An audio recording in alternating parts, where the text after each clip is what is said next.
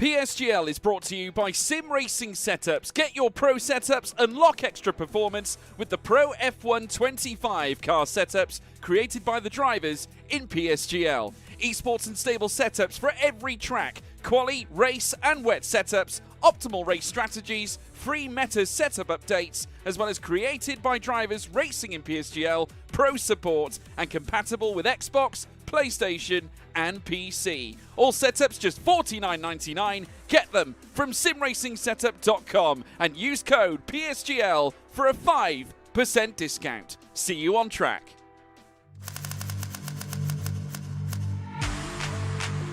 Good evening, everybody. Welcome back to PSGL. George Morgan here, your commentator, alongside me, TK, who is going to be rounding off the season with me. Down the inside, Absolutely impossible season. This is for the win between these two. I'm on the edge of my seat. He needs to get it done now. Blakey will dive to the inside. We're robust. We've got our elbows out. Ronard takes the lead. Because here comes Alfie Butcher. Can't really complain with that one. It's not going to be easy. The pressure is on, of course. Yarda Watmere is your champion.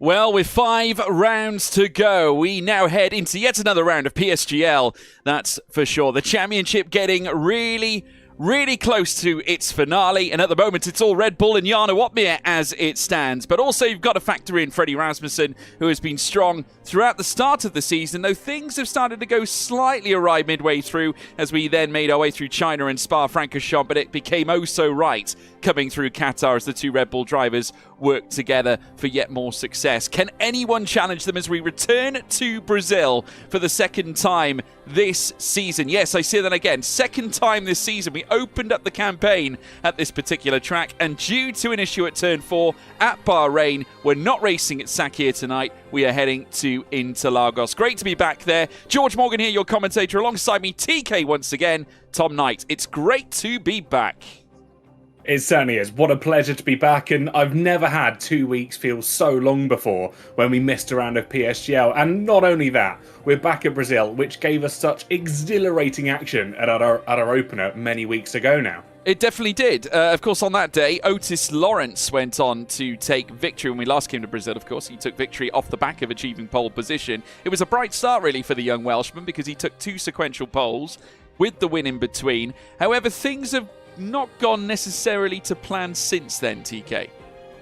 No, it hasn't been the best kind of trail down the season as he's kind of progressed through. They've had pretty much issues left, right and centre. They've had incidents, they've had issues with the pit stops as well, because obviously they've had 1 or 2 of those. We won't go too in depth, but it's been that longevity, and it's something that we spoke about right at the start of the season, that yes, you can have the most blinding of starts, you can get pole, you can get the win, albeit in the steward's room, but you've then got to have the mental fortitude to be able to go week in, week out and continue getting those results. Yeah, obviously the mental fortitude was tested at like tracks such as Zandvoort, for example, where the pit lane was certainly the prime issue for the Alpine team. This is where we are tonight, Sao Paulo. We are here at Interlagos, home of the Brazilian Grand Prix, and off the back of our first round being at this same track earlier this season, we have now marked 3 occasions of us racing here already. This will be our 4th. Of course, in previous renditions, of course, we're heading into qualifying first. Lucas Blakely, Jarno Opmeer, Otis Lawrence, all achieving pole positions prior. No one has gone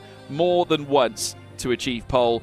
Brendan Lee, Tom Manley, Otis Lawrence, of course, former winners. Otis Lawrence actually the only driver out of the entirety of our occasions racing here in PSGL actually going from lights to flag, and that was the first occasion actually being held at the start of this campaign as well alike. Key areas of note: DRS will be used from turns 14 on the run down through towards turn 1 in sector 1. Of course, it will remain in sector 1 again out of turn 3 out of the center S's as you enter turn 4 into sector 2, and those are going to be the prime areas for overtaking. But there are opportunities in sector 2 as well with the technicalities of this circuit. You have everything here at Brazil, TK. You absolutely do. You've got such a nice mix of high speed, low speed, and even some kind of mediums as you make your way through that second sector, as you alluded to. The run through 8, 9, 10, 11, it's such a technical part of the circuit because you approach the corners, especially as you head uphill towards 8 and 10, at such a high speed. You've got to drop down the gears, get the car rotated, and it's all about finding a balance of not locking up, but also potentially sending a cheeky send down the inside. Yeah, of course, in true tried and tested fashion, as you all know. We welcome you back again. Big hello to all of you. We are now in for qualifying for the start of Q1. And just like we saw before, we're back in the multiplayer car, but only for qualifying, one and all. We will be back in the real-life cars, ready for the official race. And this is just down to the pure fact that there are concerns of the car's not necessarily being equal, TK. That's generally the fundamental reason. They're feeling it more so in qualifying, and just due to the sheer fine margins that these drivers operate in, there's more stigma placed on qualifying, isn't there? Yeah, absolutely. And when you have grids like this that have got 20 extremely talented drivers, the best in the world on the F125 platform, as much as, 300ths of a second may not sound like a lot of time, that could be enough that could actually separate maybe the top 5 in a qualifying situation. So it is the barest of margins, but it is also important that we make sure that the event is as fair as it could possibly be. Yeah, well, we welcome back also Jack West, a young Welshman. We've now got 3 Welsh drivers in this season of PSGL. Of course, we factor in the likes of Josh Edo, Otis Lawrence. Well, we welcome back Jack West for his first taste of PSGL PCF1 action in a long time. And I just want to get this out of the way as well, TK. We've got to congratulate some other drivers as well. First and foremost, our F2 PC champion, Angelo D'Ortenzio. Congratulations to him. I hope I haven't butchered that surname. Also, Campbell Adams winning the PSGL PC F3 championship, and obviously shining a huge light on Oceanic racing in leagues on the F1 game, who are still trying to chase for their first top-end F1 sim racing star. Of course, the closest to get to that was Jack Humphreys. Campbell Adams could be the next prodigal son. He absolutely can be, and it's so good that we're now starting to see that development of drivers from all across the globe that have come in and taken part in events like this, and I'm sure it is only a matter of time until we see that first sort of Oceanic star rise amongst the ranks. I think the main sort of sticking point that they necessarily have is the event timings 9 times out of 10. Obviously, you know, for most of us here, especially sort of Europe and America, it's relatively similar times. It's decent times for you to come and race. If you're looking at this from maybe an Oceanic point of view, this is the middle of the night for them. Yeah, well, we're watching Rhys Linton now also make his way into the pits. Many of them looking to dump off those intermediate tyres straight after the outlap. So not keen to really waste too much time. Otis Lawrence also out on track at the moment. As we mentioned, it's been a bit of a Jekyll and Hyde season. More so Jekyll than Hyde, really, for Alpine, really. Though I must say they had their best weekend or best round of the championship at this very circuit, and it was this man who took them there. Just wanted to talk a little bit also about Angelo, of course, part of the Ferrari esports team as well, TK. Ferrari with largely a different, well, not largely two different faces, but they've obviously replaced Longuet now with Ishmael Fassi. They've got quite a hub of young talent as well, TK. It's a risky business, isn't it, being part of that? Because on one occasion, it's obviously pride of, representing Maranello, but knowing that you've got a stack of young drivers coming up behind you, it always leaves your position at risk.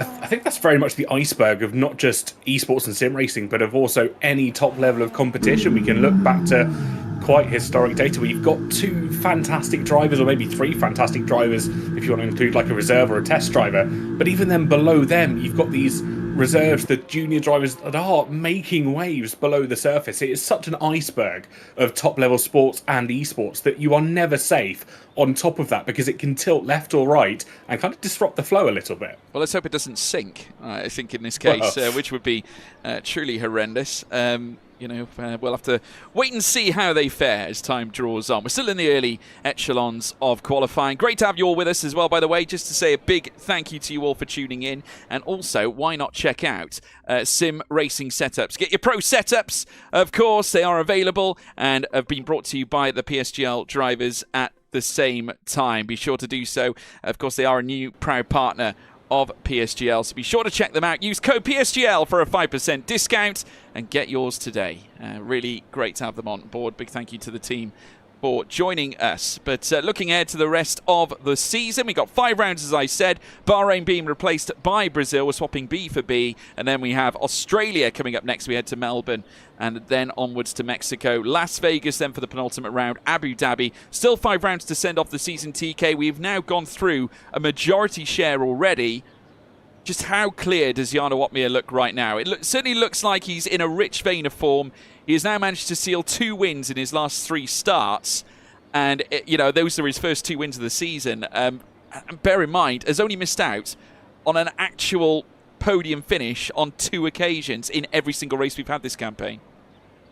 I think this is true, Jarno Opmeer, that we're seeing first and foremost. He is one of the drivers that can hop into pretty much any discipline. I'd almost be assured of it and participate, but also perform rather well. But when you look at the dedication and the sort of performances that he puts in, especially at the top level here in PCF1, it is so consistently good that it is so hard to break. Because yes, you can win a race here and there, and we've seen drivers that have been able to do that. But to come in, week out, and as you said, pretty much get a podium every single time, bar a couple of appearances, that is the absolutely critical thing that the drivers aren't able to produce week in, week out. Of course, Jarno managed to rack together in total over a quarter of a century of race wins. He managed to net his 26 last time at Qatar. Another man who's also racked together quite a high levy of wins is, of course, Barry Burraman, the only other driver aside from Jarno Opmeer to enter double digits on number of wins accrued, on 16 as it stands, 33 podiums as well, along with 18 poles. Now, of course, while we can't take everything into account in PSGL, many of these drivers obviously focus on this to utilise as data collection before heading into the F1 Esports Championship. How concerned are you if you're Barry Burrowman, if you're this far away from your rival Jarno Opmeer, who we've seen those two dice it out year or season on season here in PSGL TK, and it's been a frequent factor. We're not seeing it so much this time. And I wonder if there's a bit of a story behind that, because whilst, yes, you're right, a lot of them want to have that success in leagues like PSGL, the coin flip of that is, are they going to take, not a risky strategy by any means, but are they going to try and focus on preparations for sim racing and for the LAN events that they inevitably will go and race at for the essentially the prize money competitions, because they can use this as practice, maybe take a bit of an alternate strategy, gather some data collection, and whilst, yes, they're not scrapping it out at the front, that data will come back at them in dividends come the LAN events. And that's something actually I was going to raise up slightly as well when we get into the race here at Brazil. Obviously, we've already raced here in the first round of the season. I wouldn't be surprised if we see some, I want to say, unique strategies when we come to the race, just testing them out for if we head there in sim racing, because they have the opportunity, and a very rare opportunity at that, to run a track twice. Yeah, no, this is very true. I mean, it's one of those things, isn't it? You're either all in or you're all out. You can't really go ahead and say, well, listen, I'm in here, in and out here. You know, at the end of the day, you need to be fully committed to win a title, but you can't just pick and choose your rounds. And at the end of the day, whereas Barry usually has a flying start at the start of PSGL campaigns, this season, by far, the other way around. It is not that case at all. And his best form has only come in over his last 3 or 4, 5 starts. Of course, he managed to get a win back at Jeddah. Prior to that, P2 at Spa. P2 back at Suzuka, albeit one of the most challenging tracks on the calendar. But equally, there's been misses at Brazil in the past, not to mention Texas. You know, okay, he got pole at Silverstone, but it did not translate to a race win success or anything like that. Did accrue 5 points, though, for his trouble. And, of course, he then had to wait a round after that. Of course, yet again, Zandvoort, the crucial stopper in a Ferrari race once again for him. And then, of course, moving into Suzuka, he would take that first P2 and first podium of the season. I mean, it's unbelievable. We will wait and see. But at the end of the day, obviously everyone wants to be a PSGL champion. At the end of the day, Jarno is the most successful PSGL driver PC, as far as PC is concerned anyway, that we have ever seen. And stands alone in terms of winning multiple titles. You know, no one else has done that at all since season 27. So, you know, at the end of the day, there is pride at stake. And at the end of the day, moving into F1 esports, Jarno's going to be brimming with confidence. Absolutely, as he should be. But if we look back at the results, and you mentioned Barry hasn't had the best start to the season, I think we're forgetting that Barry technically won the Brazil race on circuit. You know, it went to the stewards room and it was stripped from him. But surely there's got to be that mental aspect there that you've won this first race, you're feeling so celebrant, and then it's ripped away from you. There's got to be a mental aspect there. Yeah, you'd think so. You'd think so. We've got quite a few drivers now looking to do the double outlaps at the moment, Reece Linton being one of those. At the moment, we've got registering fastest first sectors from Alfie Butcher.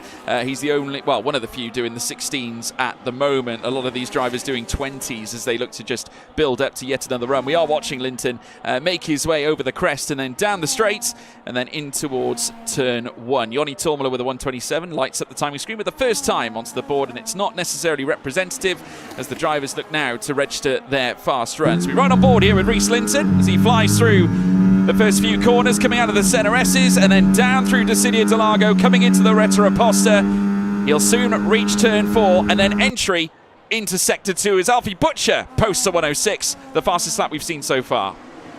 Times will start to come thick and fast. Of course, they're just trying to get through to that next stage of qualifying. It won't be about putting it right to the top, but securing yourself to the point where you don't have to burn up another set of tyres here.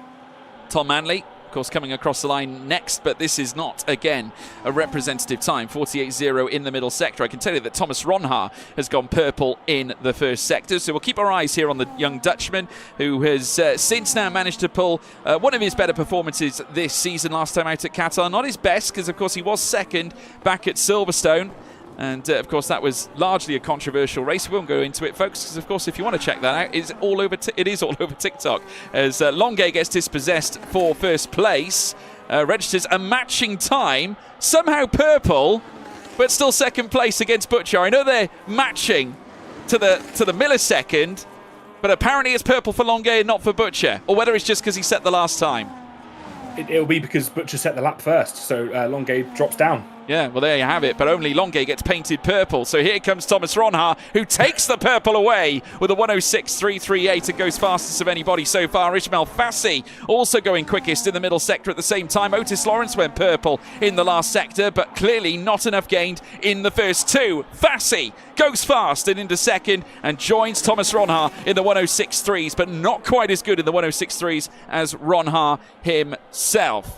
Other times coming in, Manley across the line goes 10th. Elsewhere, Ruben Pedreño now about to cross the line as well, 18.1 up on his best time previously. Remember, it was a 125.8 last time. Well, sink that. Gain a 106.392 instead, 3 thousandths quicker than Ismail Fassi. Fine margins, TK.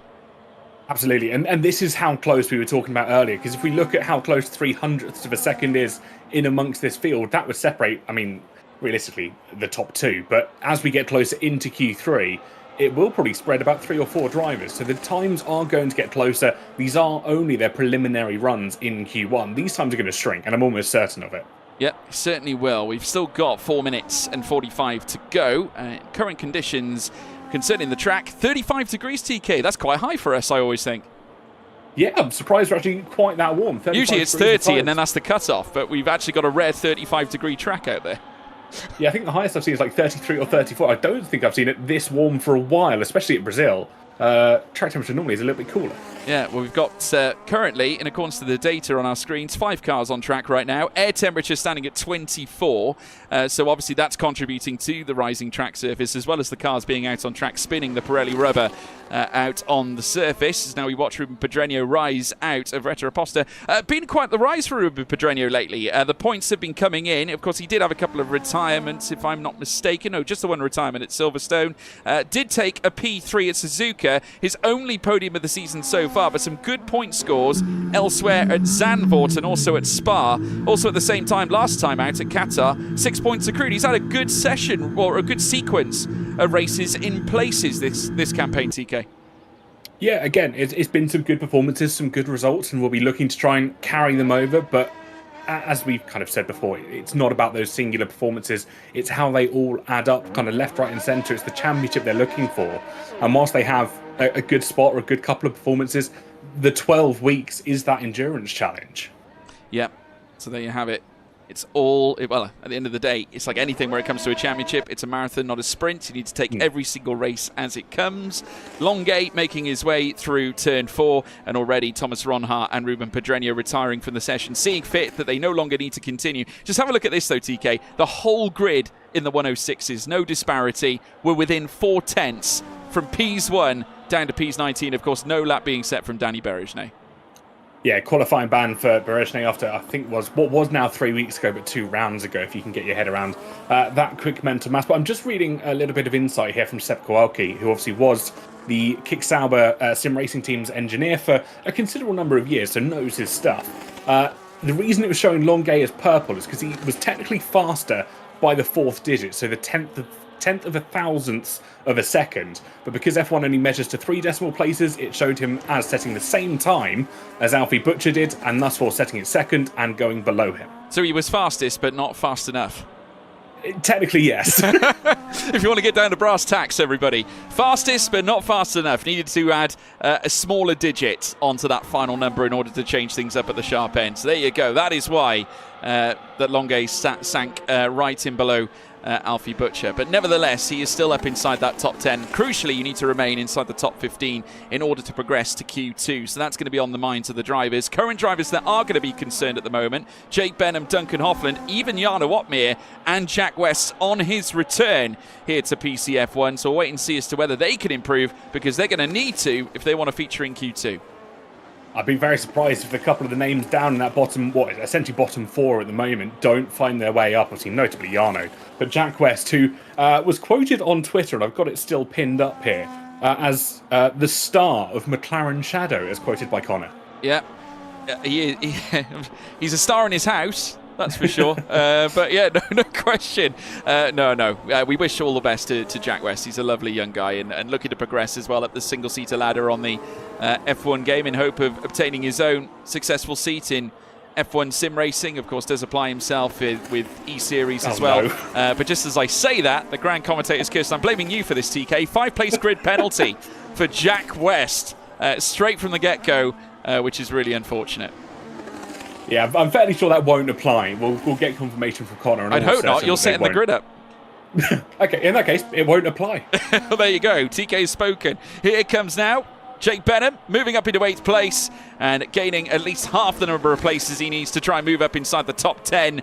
So that will seal the deal for Jake Benham getting inside that top 10. Whether he stays there, though, is another matter because every other driver is going to be improving. Elsewhere, in terms of improvements, we have had purples in the last sector in prior laps for Otis Lawrence. No question, he's going to look to move up the ladder.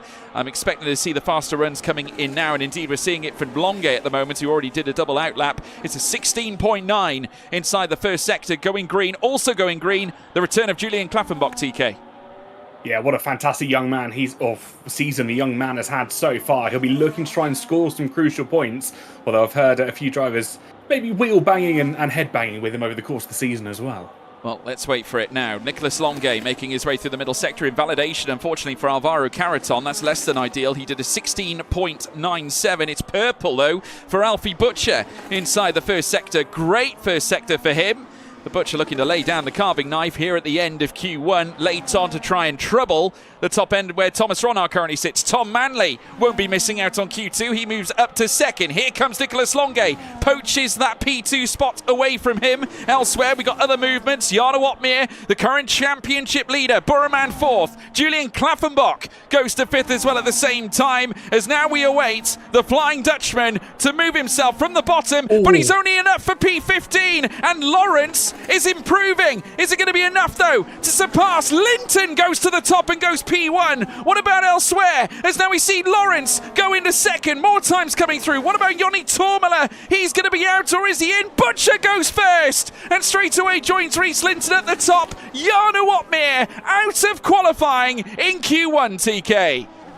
Wow, I think if you'd asked me to predict who was going to be out in Q1, that is a name that would never cross my mind, but he'll start down in 17th place. He's going to have one heck of a job to do when we come to race day. That is punishing for, of course, the 6-time PCF1 champion. He is out of qualifying in Q1. He's not alone, though. He's got fellow Dutch counterpart Duncan Hofland joining him. So is Jack West on his return. Of course, Berejnay already out as well. Joris Krozen out at the same time. But, well done, Reese Linton. Top 2 in this session. Alfie Butcher with a stunning final lap. Do you want to know the gap, TK, between the top 8? 94 thousandths of a second. Wow.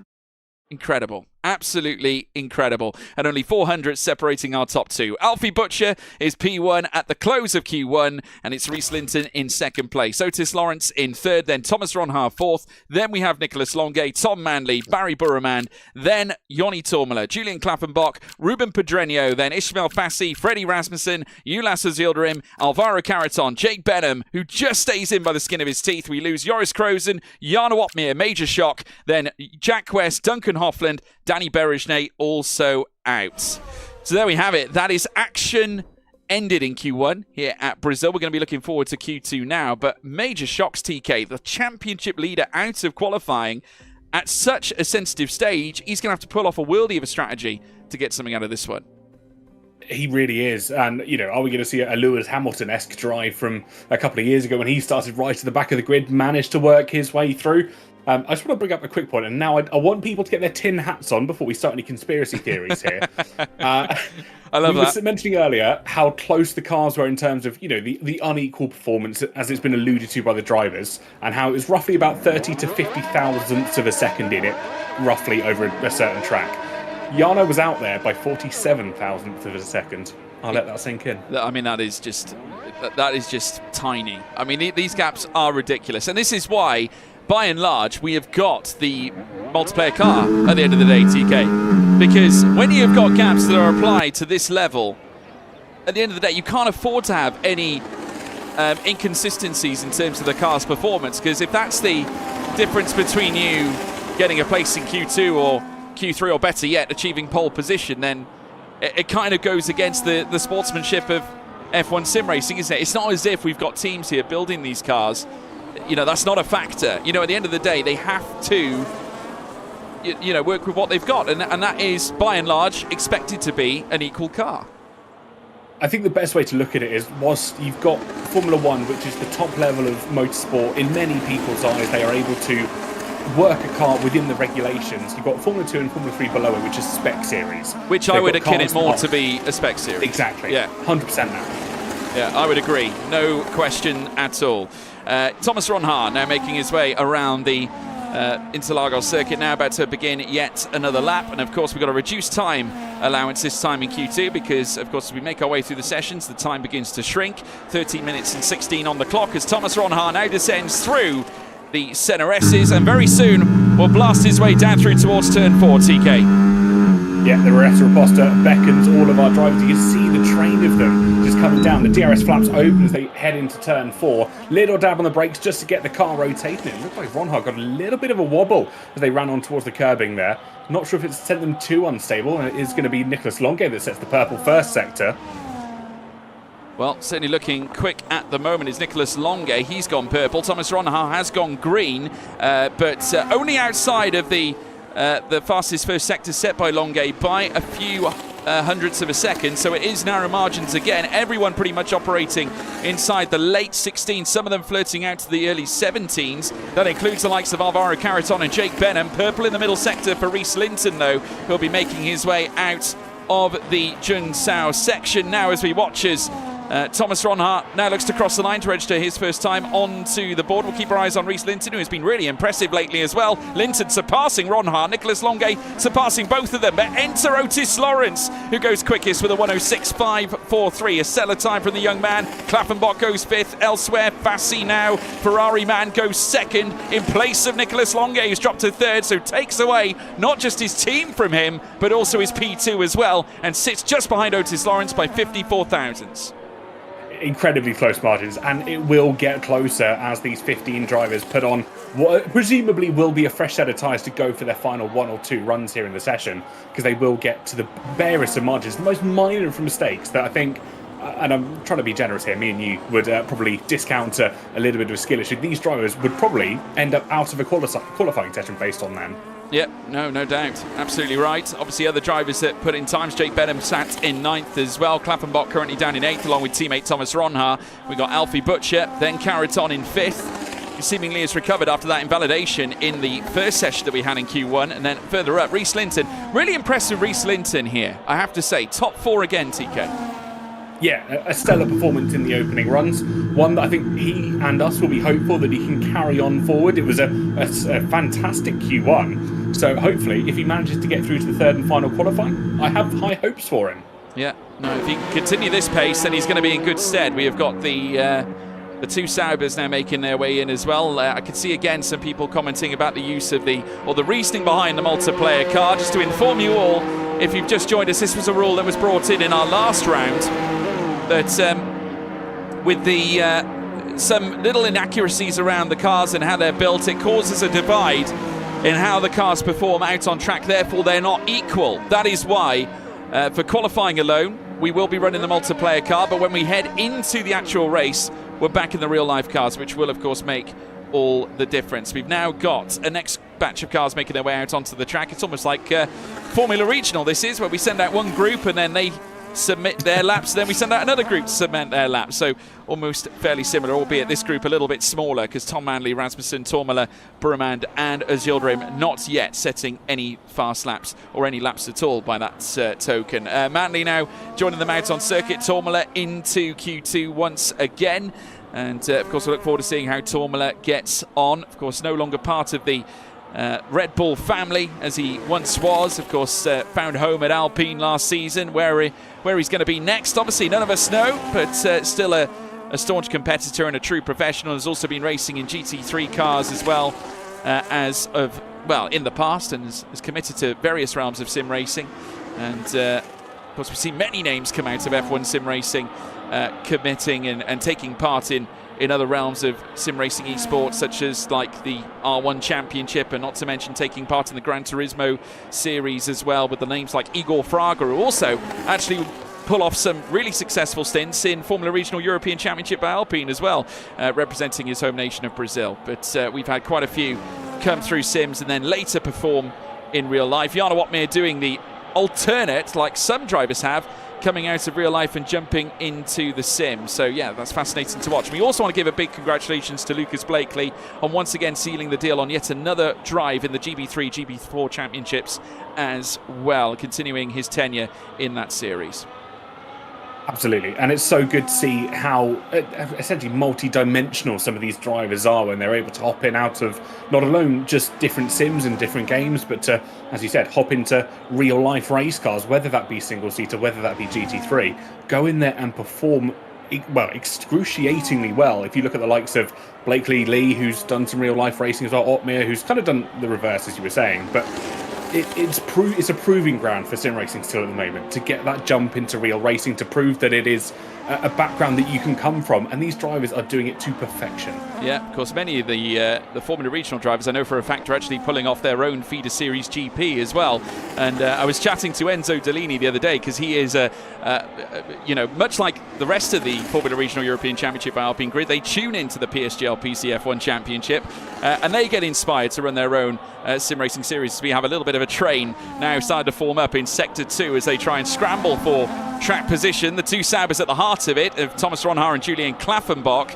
Freddie Rasmussen also trying to make his way past as they come through the middle sector. We're just currently watching out to see whether we get any on-track improvements. Nothing really on show just yet. I think once again the drivers are just scrambling around for track position. I would guess that Jonny Tormler is definitely going to be one of the faster ones this time. He's just done a 16.9 in the first sector. It's a purple middle though for Jake Benham, showing a good degree of pace. So certainly some pace on hand here for the young man, now part of the McLaren outfit, now charging up towards the line in a bid to improve towards the top, and goes fastest with a 106.376.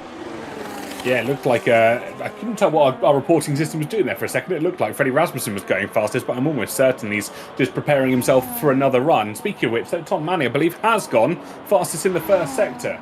He certainly has. Tormler is going to cross the line as well. Next goes second fastest. Yet again, the improvements are coming in thick and fast. Here comes Ulas Azura in purple in the middle. 33.5. Just had it ripped away, though, by Nicolas Longuet, who last set a 106. Ulas now goes fastest. Of course, remember, winner of the Chinese race that we had earlier on this season, and now sits on top ahead of Jake Benham as now Nicolas Longuet storms down towards the line. He goes fastest with a 106.2, and more time starting to come through as now Barry Burman goes second fastest by the same token. Ronhaar fastest in the first sector now with a 16.8. Here comes Tom Manley. He goes fourth. Great time on his part. What about Rhys Linton, who is green in the first two sectors, looking to improve again from P10 up to P6. And now Julian Klaffenbach, who's also showing green in the first two sectors. Ronhaar's gone purple in the first sector. Can he make it a purple second as well? He'll come across the timing line. It is purple in the second for Ronhaar. He's got a couple of corners now not to mess it up. He's 12th at the moment, but he's on for a good run. Yeah, he certainly is. We're going to ride on board now with the young Dutchman. Currently sat in the drop zone. Will be going out if he stays here, but crossing the line, goes fastest now by, 76 thousandths of a second. Great lap from Thomas Ronhaar. Ruben Pedreño will be crossing the line as well next. 16.9, 33.6. Where will he go? 12th fastest. That's not safe. And currently routed inside the drop zone with 5 minutes to go. Joined by Alvaro Carreton, Rhys Linton, Jake Benham, and Jonny Tormler. If it remains like this, that bottom five's going out. Ronhaar, though, with a stellar time to bring an end to those earlier batch of runs. Interesting note, Longuet and Fasci setting the exact same lap time. We saw what we did in Q1, where two drivers cannot beat one another. And of course, both of them, one jumping out of the Ferrari seat, the other one hopping in as well at the same time. So once again, they're manacled together, Nicolas Longuet and Ismail Fassi. Whether this is Longuet proving a point, I'm not quite sure. But nonetheless, Ronhaar, Longuet, Fassi are top three. Currently, 76 thousandths covering the top three at the moment. The top four all within 96 thousandths. Then the others, bar that, are beyond a tenth right now. Otis Lawrence in fifth ahead of Ulas Yildirim. And like I said, mentioning Ulas Yildirim, what a fantastic first win in PSGL for Ulas back in China. It was an astonishing moment, TK. It absolutely was. And I think one that almost at the start of the race was an unexpected ending to the Grand Prix. But by the time we got into the foundations, sunk your teeth into the race as it started to develop, it was something that actually became more and more plausible, if not possible. And it was just a stellar drive on the day. Yeah, amazing. As we now watch Ismail Fassi coming into the pits, and he'll be setting himself inside the Ferrari garage. Of course, in this case, it's a multiplayer car situation, but when we move into the race, we'll be back with the official cars, folks, so do not panic. It's just due to concerns with unequal cars in qualifying mainly, just due to subtle differences that the drivers believe cause differences in terms of qualifying performance, and because it is so tight, and we're dealing with minute, mere thousandth gaps, that is why we are in the multiplayer car. It's just to avoid any discrepancies. Obviously, when we move into the race, we'll be in the real cars, so there won't be any issues with regards to pit stops or anything like that. Joni Tormela will be heading out first and heading through turn 4 on the outlap, being joined by Klaffenbach and Burreman. The whole grid, I can imagine, or the whole group in Q2 will be emptying out of the pits and will be underway for the final laps here at Sao Paulo. Ron Haar on top, though, currently leads the way, 76,000 separating him and Longuet and Fassi, who are joined together on a 106.225, with Burreman sat in 4th as well. Everyone within just over 2.5 tenths of a second, with Joni Tormela stacked at the bottom. It's interesting, just keeping an eye on Fassi here. They have not exited the pits quite yet, so either they're quietly confident that they're going to make their way through into the third qualifying session, or they're maybe just banking and seeing what happens in the opening sort of outlaps for these drivers. I mean, Seb Kowalski in the Twitch chat again, he's saying only the top 3 is safe by my estimation, rest have to go out again, and well, it looks like only Fassi might be confident. Yeah, possibly.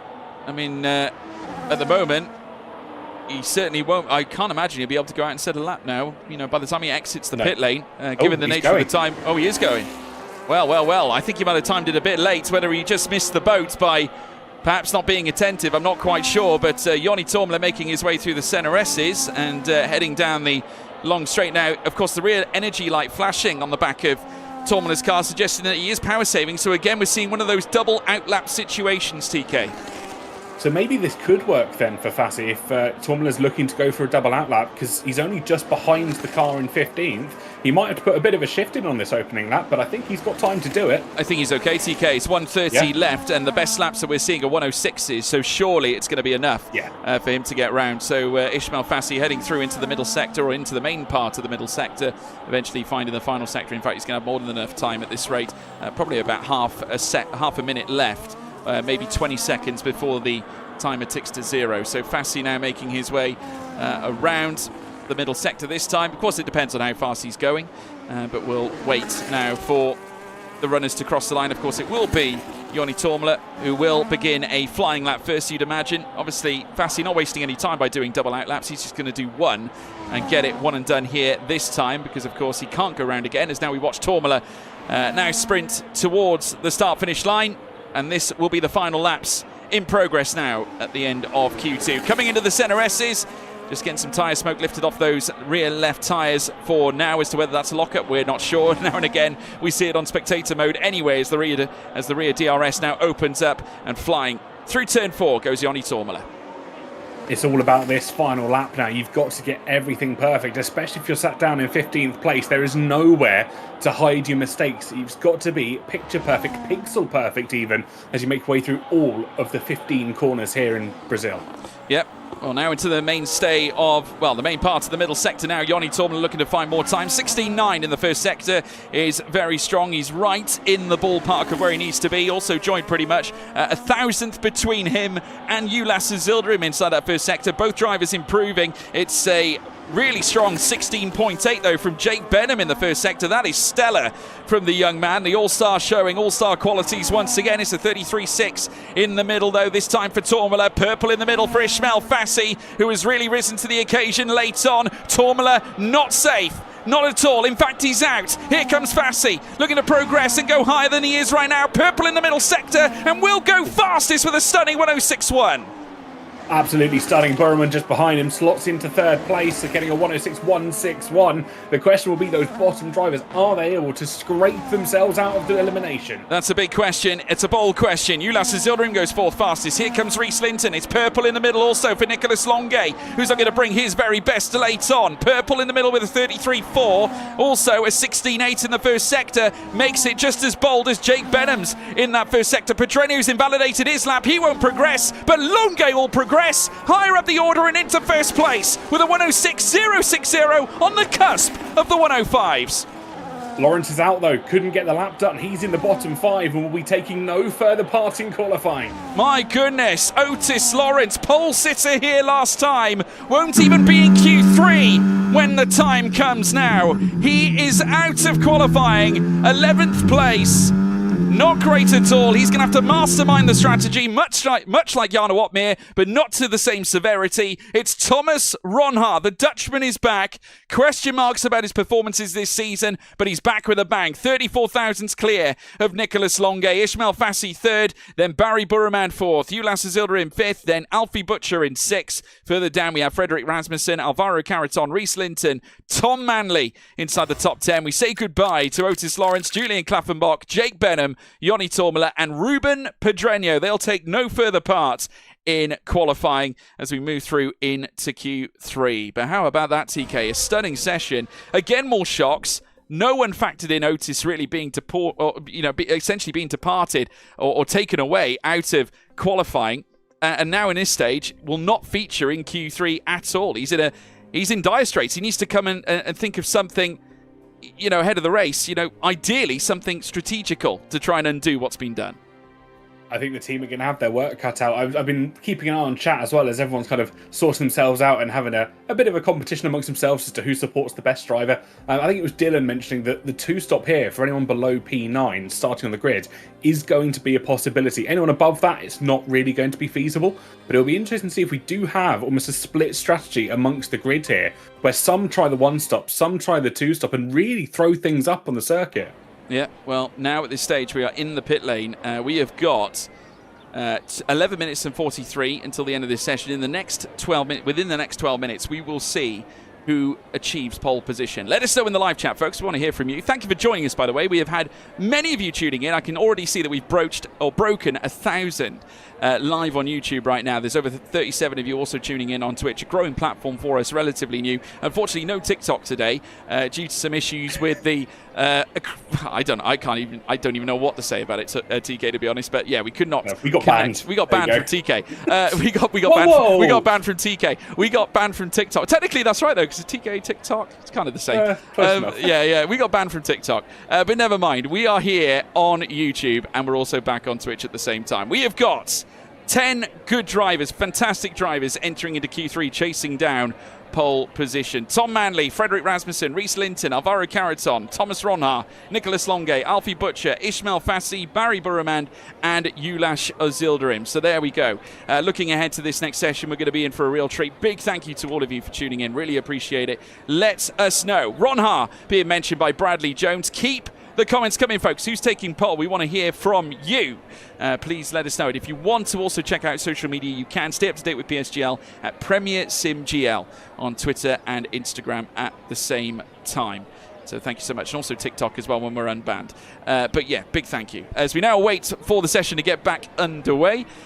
Already, I can see some movements inside the garage, but as to whether it's going to lead to any cars leaving, there is indeed at least 1 and 2. Now started to move out, and it's Tom Manley who's vacating, and he's not alone. I think that's Alvaro Caraton in the distance. Yeah, it certainly looks to be that way. Drivers slowly making their way out of the pits for the final qualifying session of the afternoon. I'm sure they'll be hoping to get every single millimetre perfect, because they will all want to start with that numerical advantage from the top of the order. Yeah, well, I can tell you it wasn't Alvaro Caraton who went out first. It was actually Ulas Zildrim. But he is in a blue car. And obviously, when I think blue, I think Williams, everybody. Certainly like this anyway. And certainly judging off the trim that's meant to be on the side of the timing tower as well. This is the danger of the multiplayer car, everyone. You just don't know who's in what car anymore. Though I must say the drivers have done their very level best to properly represent the teams they are in. Of course, remember, ULAS driving for Racing Bulls this season, so therefore has to adopt some form of blue and white. That's exactly what he's done as well. It just shows up white on our timing screen at the moment. It's Barry Burman who's technically not conforming because it's white next to his name at the moment. Should be red, TK. Shame. Well, I'd argue that he's actually not done too bad, considering Freddie Rasmussen's got out in a brown, yellow and pink car. Well, yeah, I mean, Freddie just does it, I think, on purpose half the time. I've seen that livery many times already. I've seen that 24. Yeah, I mean, at least Freddie's consistent. You just know it's Freddie Rasmussen. You know that's Freddie Rasmussen in the brown car.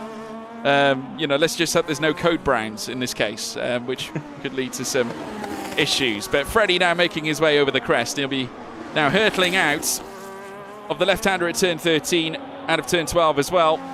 And then down the long straight, looking to register another lap onto the board. And just cuts that pit escape as well at the same time. Thomas Ronhar about to begin a lap. ULAS Zildrim doing the same. And of course, he'll be one of the first drivers to register a lap onto the timing screen as he now flurries down through towards turn 4 here. It's Manley, Rasmussen, Linton, Caraton, Ronhart, Longay, Butcher, Fassi, Burmand and Azildrim as now the fast laps come through. ULAS Azildrim skipping through some of the traffic as he now makes his way through turn 6.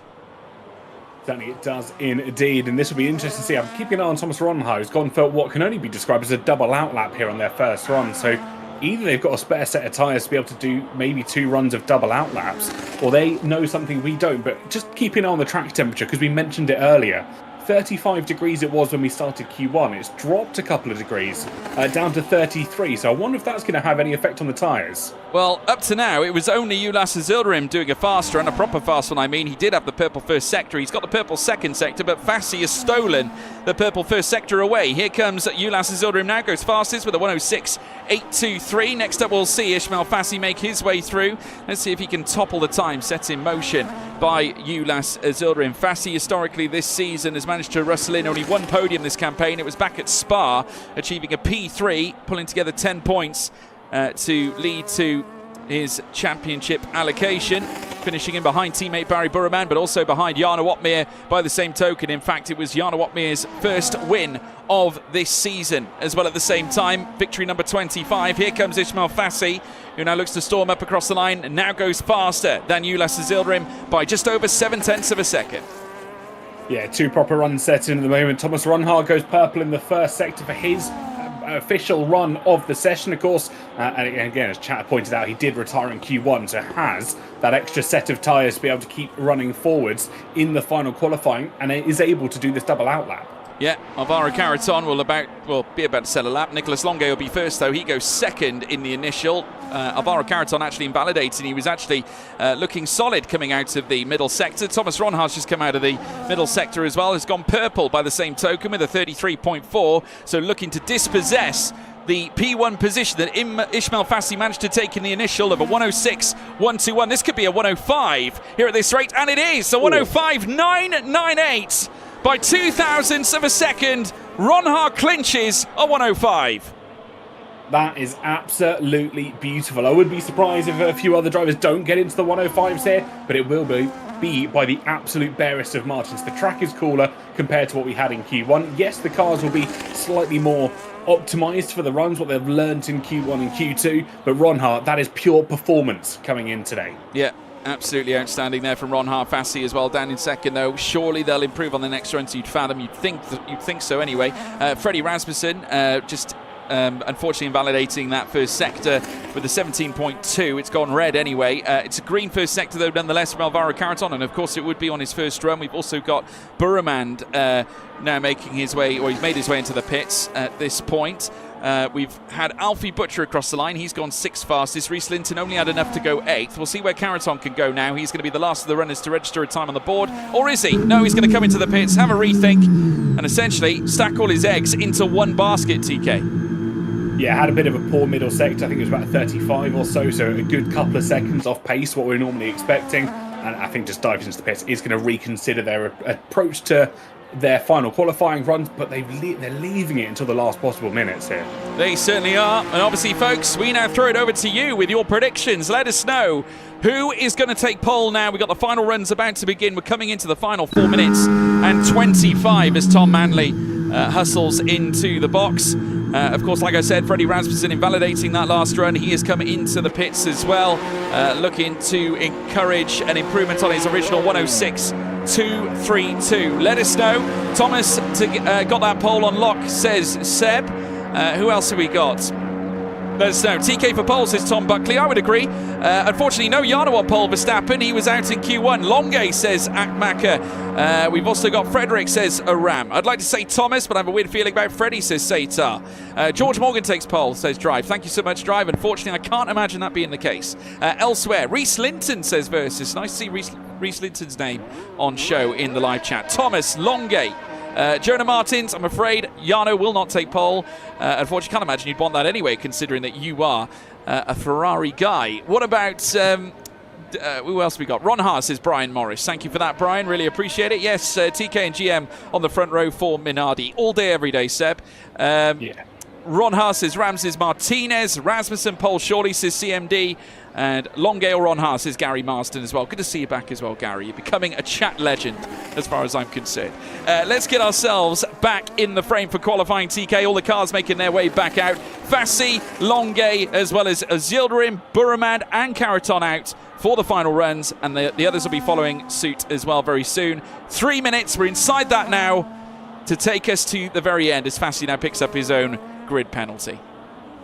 Well, George, we've asked chat and we've asked the live viewers what their predictions are for pole, but obviously we haven't had the opportunity to discuss our predictions for pole. That's true. Who are you going with? I personally, I'm liking what I'm seeing from Thomas Ronhart at the moment, and I have to tell you, he has been through it all this season. Things have gone wrong. Last time he was here at Brazil, TK, he had the black screen of death at the very start of the season. So I can't imagine that can happen twice unless he's really unlucky. I remember that, yeah, into turn one, car retired, and unfortunately the session didn't go. I mean, I saw Alex Gillen raid into the Twitch chat, and I would say Alex Gillen for pole, but we all saw his performance in F2, so I might have to rethink that one. But he was there, TK. He was there, and that is the all important thing. Exactly, he was there. I think my bet here, I'm going to go a very kind of outlandish bet like I've done before. I think Barry Burman's going to go from 9th to 1st here in the final runs. Yeah, well, hey, listen. You could well be right. And Burramand obviously chasing a second pole position of the season. Last time he managed to get one, Silverstone earlier this year, where Jarno Opmeer unfortunately didn't win, but managed to take the win on track as we saw it on the broadcast in the pit lane, which was stunning. As we now await the drivers to make their way around the circuit once more. We've got a minute and 30 or so left to go here in the session. It's all or nothing. I'd imagine we're going to see plenty of those double out laps marking a return as well. They might likely time it for the next run, TK, just to get that fuel load a little bit further down.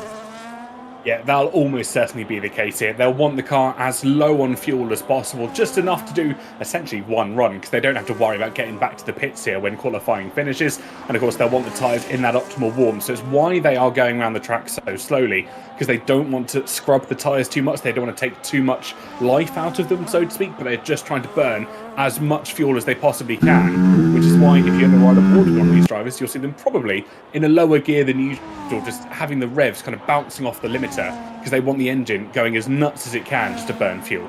Yeah, well, now we're going to witness the race winner from China, Ulas Zildren, the Turkish driver, obviously looking to come back and secure yet another win in PSGL this season. Won at Shanghai, and now looking to take his second, but first and foremost, pole position will help him on his quest to get there. Hustling out of the centre S's and now down in towards turn 4, looking to now utilise that brake, and then back on the power as he looks to strike his way down through towards turn 6, where he'll venture into sector 2 proper. He's in sector 2 now on the outset of turn 4. Thomas Ronhart also looking for improvements as well. Reese Linton so far showing invalidated on our screens, but just crossing the line now should surely be able to go again, because that invalidation was done early on in the outlap. It's purple though in the first sector here, TK, for Alfie Butcher. It certainly is. This could be a grand opening, although Thomas Ronhart immediately stealing that away. A 16.848 for the man driving in green this afternoon. Yeah, Ronhart was the pick of many. He was one of mine as well, as we now watch as Ulas Zildrim with a 33.4, also being met with Barry Burraman with a 33.4, and Burraman was faster by mere thousandths. It's purple in the middle as well for Longe. Here comes Zildrim. He can't quite go first fastest. Burraman goes third fastest. Elsewhere, we're going to await Nicholas Longe to come across the line. Purple in the middle sector with a 33.3. Can he get past Ronhart? Not quite. Only enough for just barely a 106.026. Small fragments between them. And now here comes Thomas Ronhart, looking to now plough yet further a deficit on the cars behind. And yes, he's back down 28 thousandths the gap between 1 and 2. We now wait the others. Rasmussen will be one of the last two. Now crossing the line, Rasmussen, the last driver left. Can he gain? No, he can't. It's 9th place for Freddie Rasmussen. Thomas Ronhart nails his first pole position of the season, and it's here at Brazil, TK. And he didn't even need a final run to do it. Absolutely masterclass driving from Ronhart this afternoon. The only driver to get into the 105s. And this surely has to give him confidence going into the race. Remarkable performance from Thomas Ronhart. The Dutchman has indeed done it. A phenomenal performance to land his first pole of the season. It's been a less than impressive campaign. Ronhart on top, though, ahead of Nicholas Longe by 28 thousandths. Carreton in third, Butcher in fourth, Fassi in fifth, Tom Manley in sixth, then Ulas Zildrim. Then we have Barry Burraman, Freddie Rasmussen, then Reese Linton. And that rounds out your top 10 ahead of the race now coming up very shortly. But that concludes the action from qualifying. Next up, while TK does the grid, we can now talk about the standings, etc. But just quickly, TK, just wanted to get your thoughts on qualifying. Good result for Ronhart. Is he back? I think he almost certainly is. It's going to be a result that he's overjoyed with, to say the least. It'll be one that I think we can both agree is a long time coming. But of course, it is a completely different situation when we get into the race. There is a lot more to do, a lot more to manage, especially with 19 other cars trying to send it down at every single corner, especially here at Brazil, where it is so easy just to stick a wing down the inside. It's going to be an interesting one to see how he defends the race lead. Well, that's 14 pole positions in PSGL for Thomas Ronhart. Absolutely fantastic stuff from the young Dutchman. Of course, still chasing a first PSGL championship, and that search is going to continue because, of course, Red Bull have an unsurmountable lead so far at the top of the championship with Jarno Opmeer currently on 105. He's still got a gap, Jarno Opmeer. In fact, we'll get to the championship now, folks, while TK gets stuck into the grid. So we'll let you crack on with that, TK. We'll be right back with you shortly. Let's have a look at the standings. This is based after our last round at Qatar. Jarno Opmeer on 105 and ahead of Freddie Rasmussen by 16 points, who is currently down on 89 at the moment. Barry Burraman on 60, then Otis Lawrence on 50. Ulas Zildrim for Racing Bulls in 5th on 45 points, just 5 behind Otis Lawrence, but ahead of Ismail Fassi in 6th place. Thomas Ronhart down in 7th. He could see that number, though, jettisoned here today with a big result at Brazil. Alfie Butcher down in 8th, representing McLaren. Nicholas Longe in 9th as well for Aston Martin. We've got Ruben Pedreño for Williams on 24, then Julian Klaffenbach on 19 and 11th. Then comes Alvaro Carreton on 15, joined by Joris Krozen by that same number, and then Danny Berejne, who will be starting towards the rear of the grid with that quali ban. Joni Tormela on 10, joined by Duncan Hoffland, then Jake Benham down in 17th on 9 points. Remember, though, he was without equipment for a good period of this season. Further back, we have Josh Edo and then Tom Manley for RB, and then Istvan Pukki, who has had a really troubling time at Mercedes this campaign. Mercedes as a whole have had a really troubled time of it, and you can just see it now via the team standings. It's Red Bull, though, in control here for now on 194 points so far. They have had a remarkable season's campaign of Red Bull with 2 of the all-time greats in the F1 sim racing scene, ahead of Ferrari at the moment, and we're talking a near golf of just a whole 100, folks. 4 more points and this becomes a 100-point gap. Can you believe that?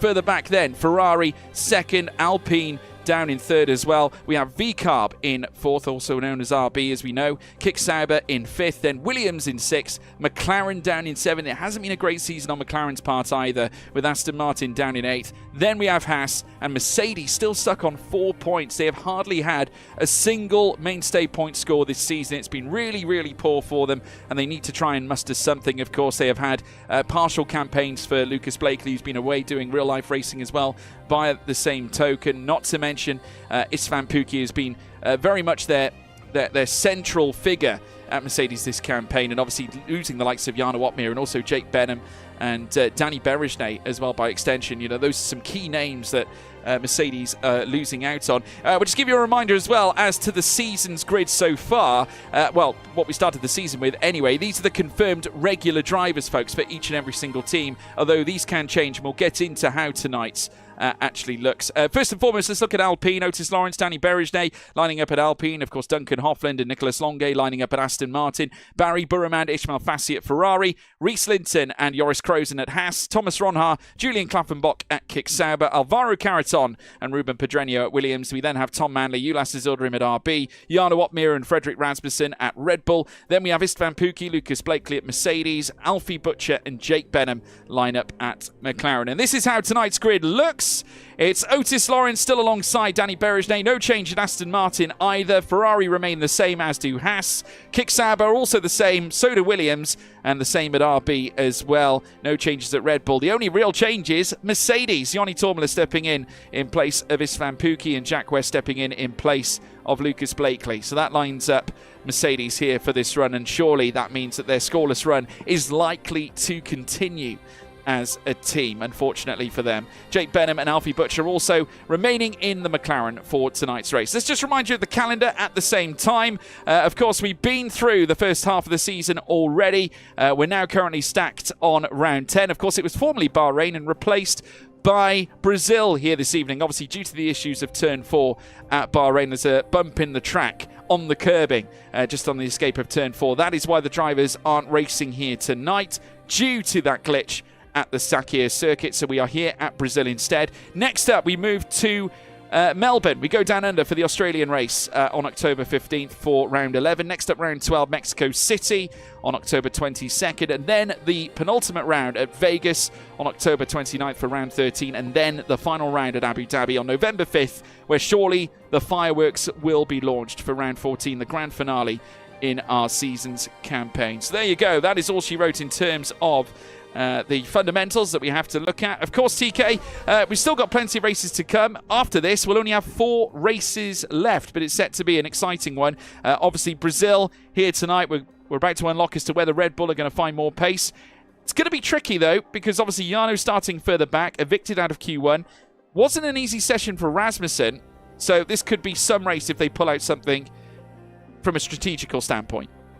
It absolutely is, and it's going to be one, I think, of a recovery drive first and foremost. Obviously, when the Red Bull drivers are starting 17th and 9th respectively, they've got an almighty comeback to do. But there's a couple of other drivers in there that probably are in positions that they wouldn't expect to be. Look at the Alpine boys of Berejnay and Lawrence, 11th and 20th. Again, places that you would never kind of expect them to be qualifying in. No, it's really, really quite sensational, really. I mean, credit to them for achieving that feat. And we'll see whether they can convert it into something special here tonight. Obviously, we'll wait and see. But obviously, at a track that certainly has given us many great moments in real-life Formula One, we arrive back at Interlagos for the second time this season, and in total 4 occasions. Of course, we raced here back in season 34, also season 38, season 40, and I've also marked A next to it. Of course, tonight will be B here for this season. And of course, we've never had a driver win it more than once. Brendan Lee, Tom Manley, Otis Lawrence, former winners at this circuit. Of course, Otis Lawrence, the only driver also to win it from lights to flag. That could change here tonight as well, should we see Thomas Ronhaar go to victory here this evening. But of course, plenty of laps in between the start and the finish to decide as to whether that will be the case. But this track opened on the 12th of May 1940, over 85 years ago, and known as the Autodromo Jose Carlos Pace. Also 15 turns to electrify the folks watching from around the globe, wherever you're tuning in from, whether it be on YouTube or Twitch. Do let us know, by the way.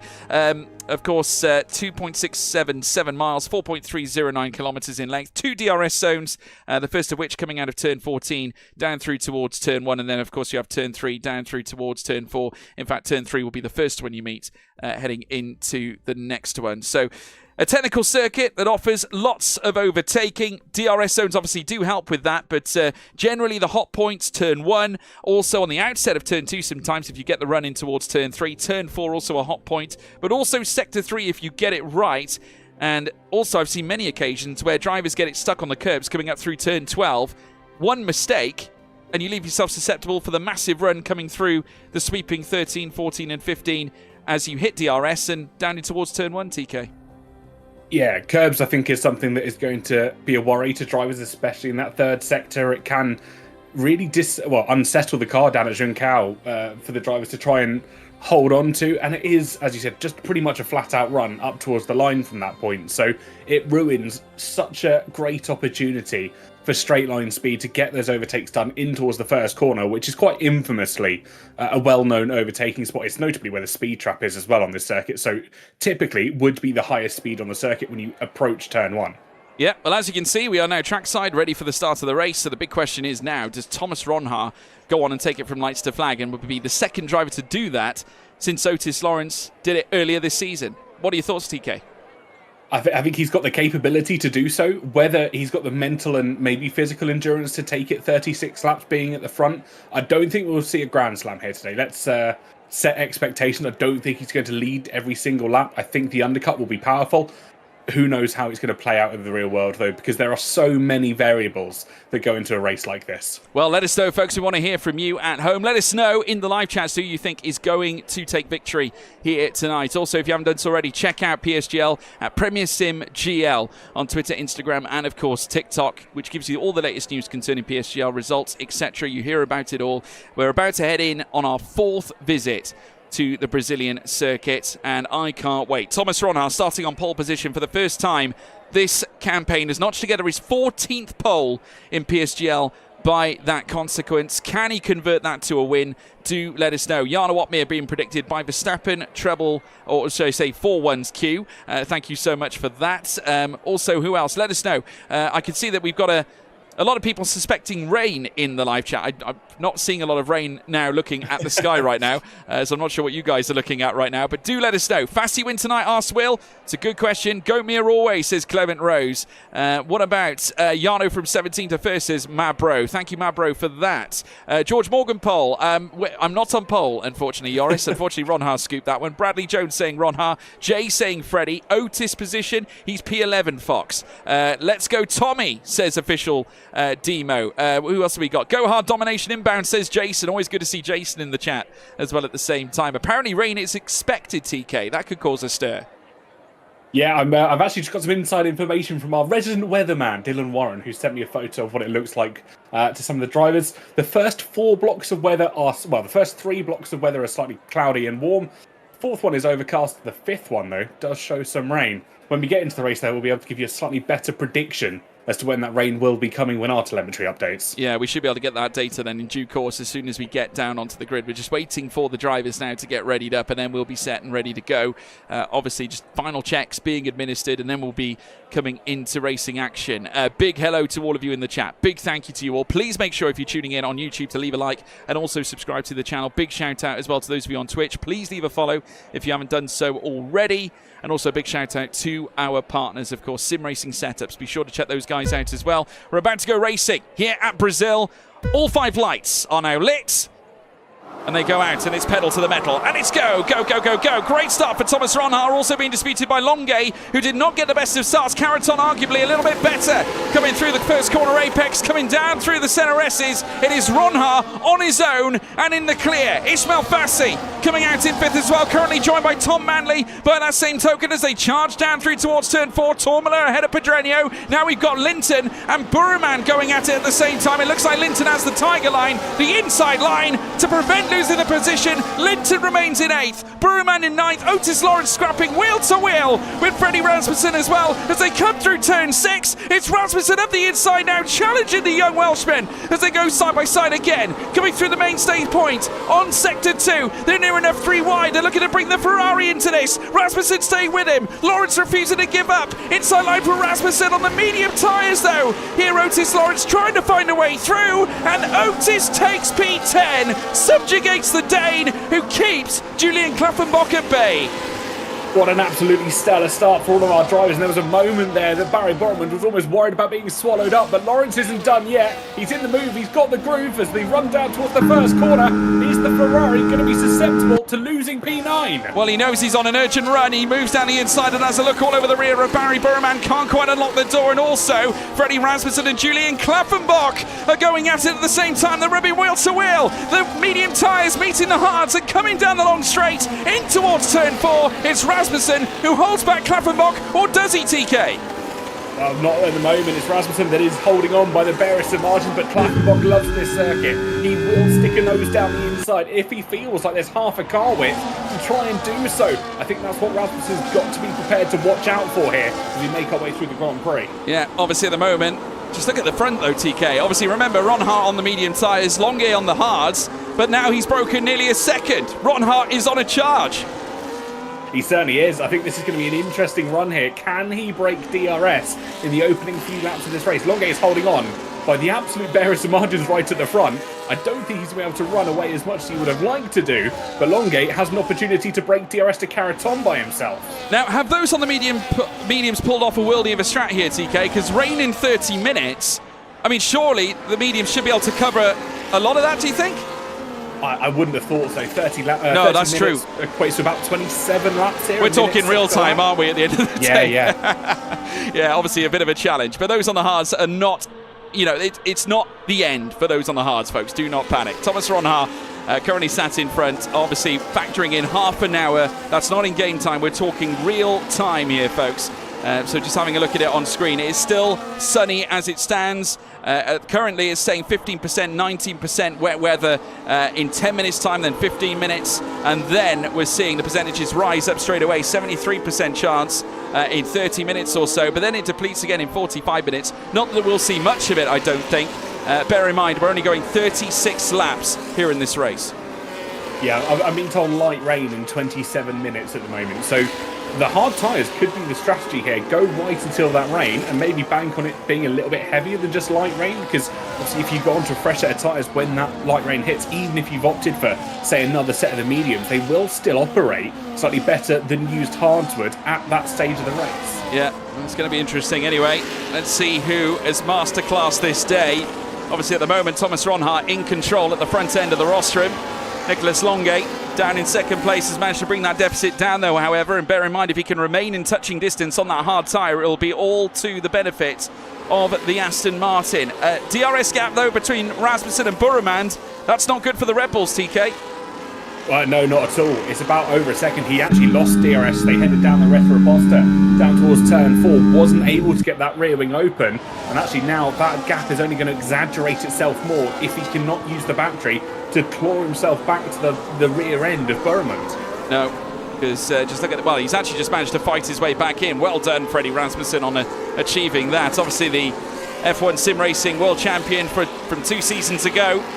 Now managing to muster in his absolute pace on those hard tyres. Of course, Barry Burman sharing the same compound, but had the benefit of the tow on Otis Lawrence, who was on the faster medium compound in the initial, though eventually those mediums will see the end of their days as an optimum force on this Brazilian circuit. So they now fly through the first corner apex. Ishmael Fassi getting a little bit closer to the back of Alfie Butcher as well. The McLaren could be under threat here from the car base, or from Maranello, as they charge down the straight and in towards turn 4. Rear wing open, DRS applied, but no avenues to make the move. Generally, we'll see it after the first pit stops.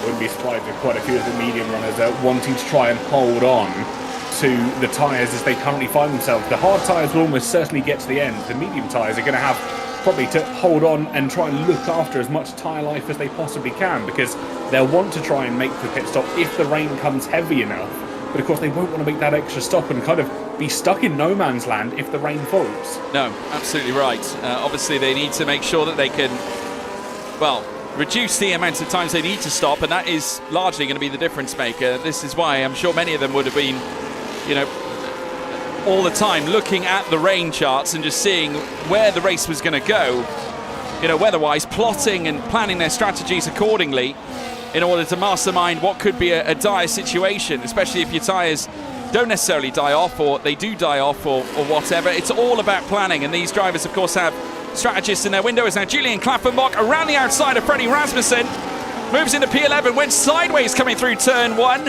out of the centre S's, but has managed to masterclass his way through. Doesn't mean to say he's going to stay there though, because Rasmussen is on his tail and has got DRS looking to the outside, but I think he's quite happy to wait in behind as they come through turn 4. It is now Klaffenbach into P11. Fantastic stuff for him. He'll want to try and keep pushing through, but again, he's lost up to the back of the Ferrari that's just in front of him. He's got to use some battery, stay within that DRS range, and he is doing so and has managed to get that 1 second down. I wouldn't be surprised though if teams and drivers have got their maybe support crew or some of their pit crew going out to Diadema at the moment to just see if the rain's coming in, when it's coming in, how far out they're expecting it to come from. Yeah, well, at the moment, Jarno Opmeer down in 19th place, and it hasn't moved that much, I have to say. He, remember, started 17th on the grid. He's lost 2 places. Hofland in front of him. Bear in mind, those in front are on medium tyres, but he needs to ideally make places where he can. This makes the strategy so imperative. And in comes, speaking of which, talk about strategy, those on the mediums diving in relatively early here, TK. Yeah, that's a really interesting call here from 3 drivers out of the field. They're all on the mediums. They're going considerably early for that first pit stop here. Maybe this is just covering off the fact just in case the rain doesn't come. They're going onto a set of harder tyres to see the race out and kind of hoping and gambling that others kill their tyres in the process. Well, this is something that I did not expect to see. I thought that we would see a considerable amount of time spent on those medium tyres, get the use out of them, then jump onto the hards for the latter stint. That's generally the way we operate. Of course, if you remember, we saw Sauber trying unconventional strategies before. Do you remember Saudi Arabia, TK, when it was the 2 kick Saubers that went early off their original tyres at the start of the race? Yeah, and actually it's somewhat almost paid off, and I think what they're going to do here is they're going to use the tyres to get back into this train as it stands at the moment. They're then in a position to react to the weather when it comes in, because I can guarantee it's certainly looking a little more cloudy than it was when it started 8 laps ago. Yeah, I wonder if we're going to see some early raindrops. Yeah, they're all coming in. Just look at that, an instant response from others further up. Yeah, Alfie Butcher in, Ismail Fassi also coming in at the same time. Do you say damage, TK? He went into the back of Butcher as he entered into the pit lane, just locked up, couldn't get the car stopped, and actually went into the rear diffuser of Butcher. Oh my goodness. So yeah, more trouble elsewhere on this grid, but early stops once again being carried out. Let's see how this is going to unfold now. Fassi now with the, what looks to be the damage. That's going to certainly go against him, and in the process now, Butcher out in front, but obviously was in front before. Will now look to try and grow the gap, and now we see the others that boxed earlier now pulling off the undercut. As we now see the Haas now charging its way down through towards turn 4, side by side elsewhere. That's Otis Lawrence moving up into 15th ahead of Reese Linton. And now Lawrence is highest of those that have boxed onto fresh tyres. There's a purple first sector to boot as well, showing that the tyres and the clean air are essentially paying dividends to the Alpine that went in 1 lap earlier compared to the rest of the field. So they have got an opportunity to drag up to the back of the pack in front of them. But look at West, look at Hofland. They're out, or they were out of DRS range of the drivers in front. Hofland's still not able to try and drag himself back in yet, though.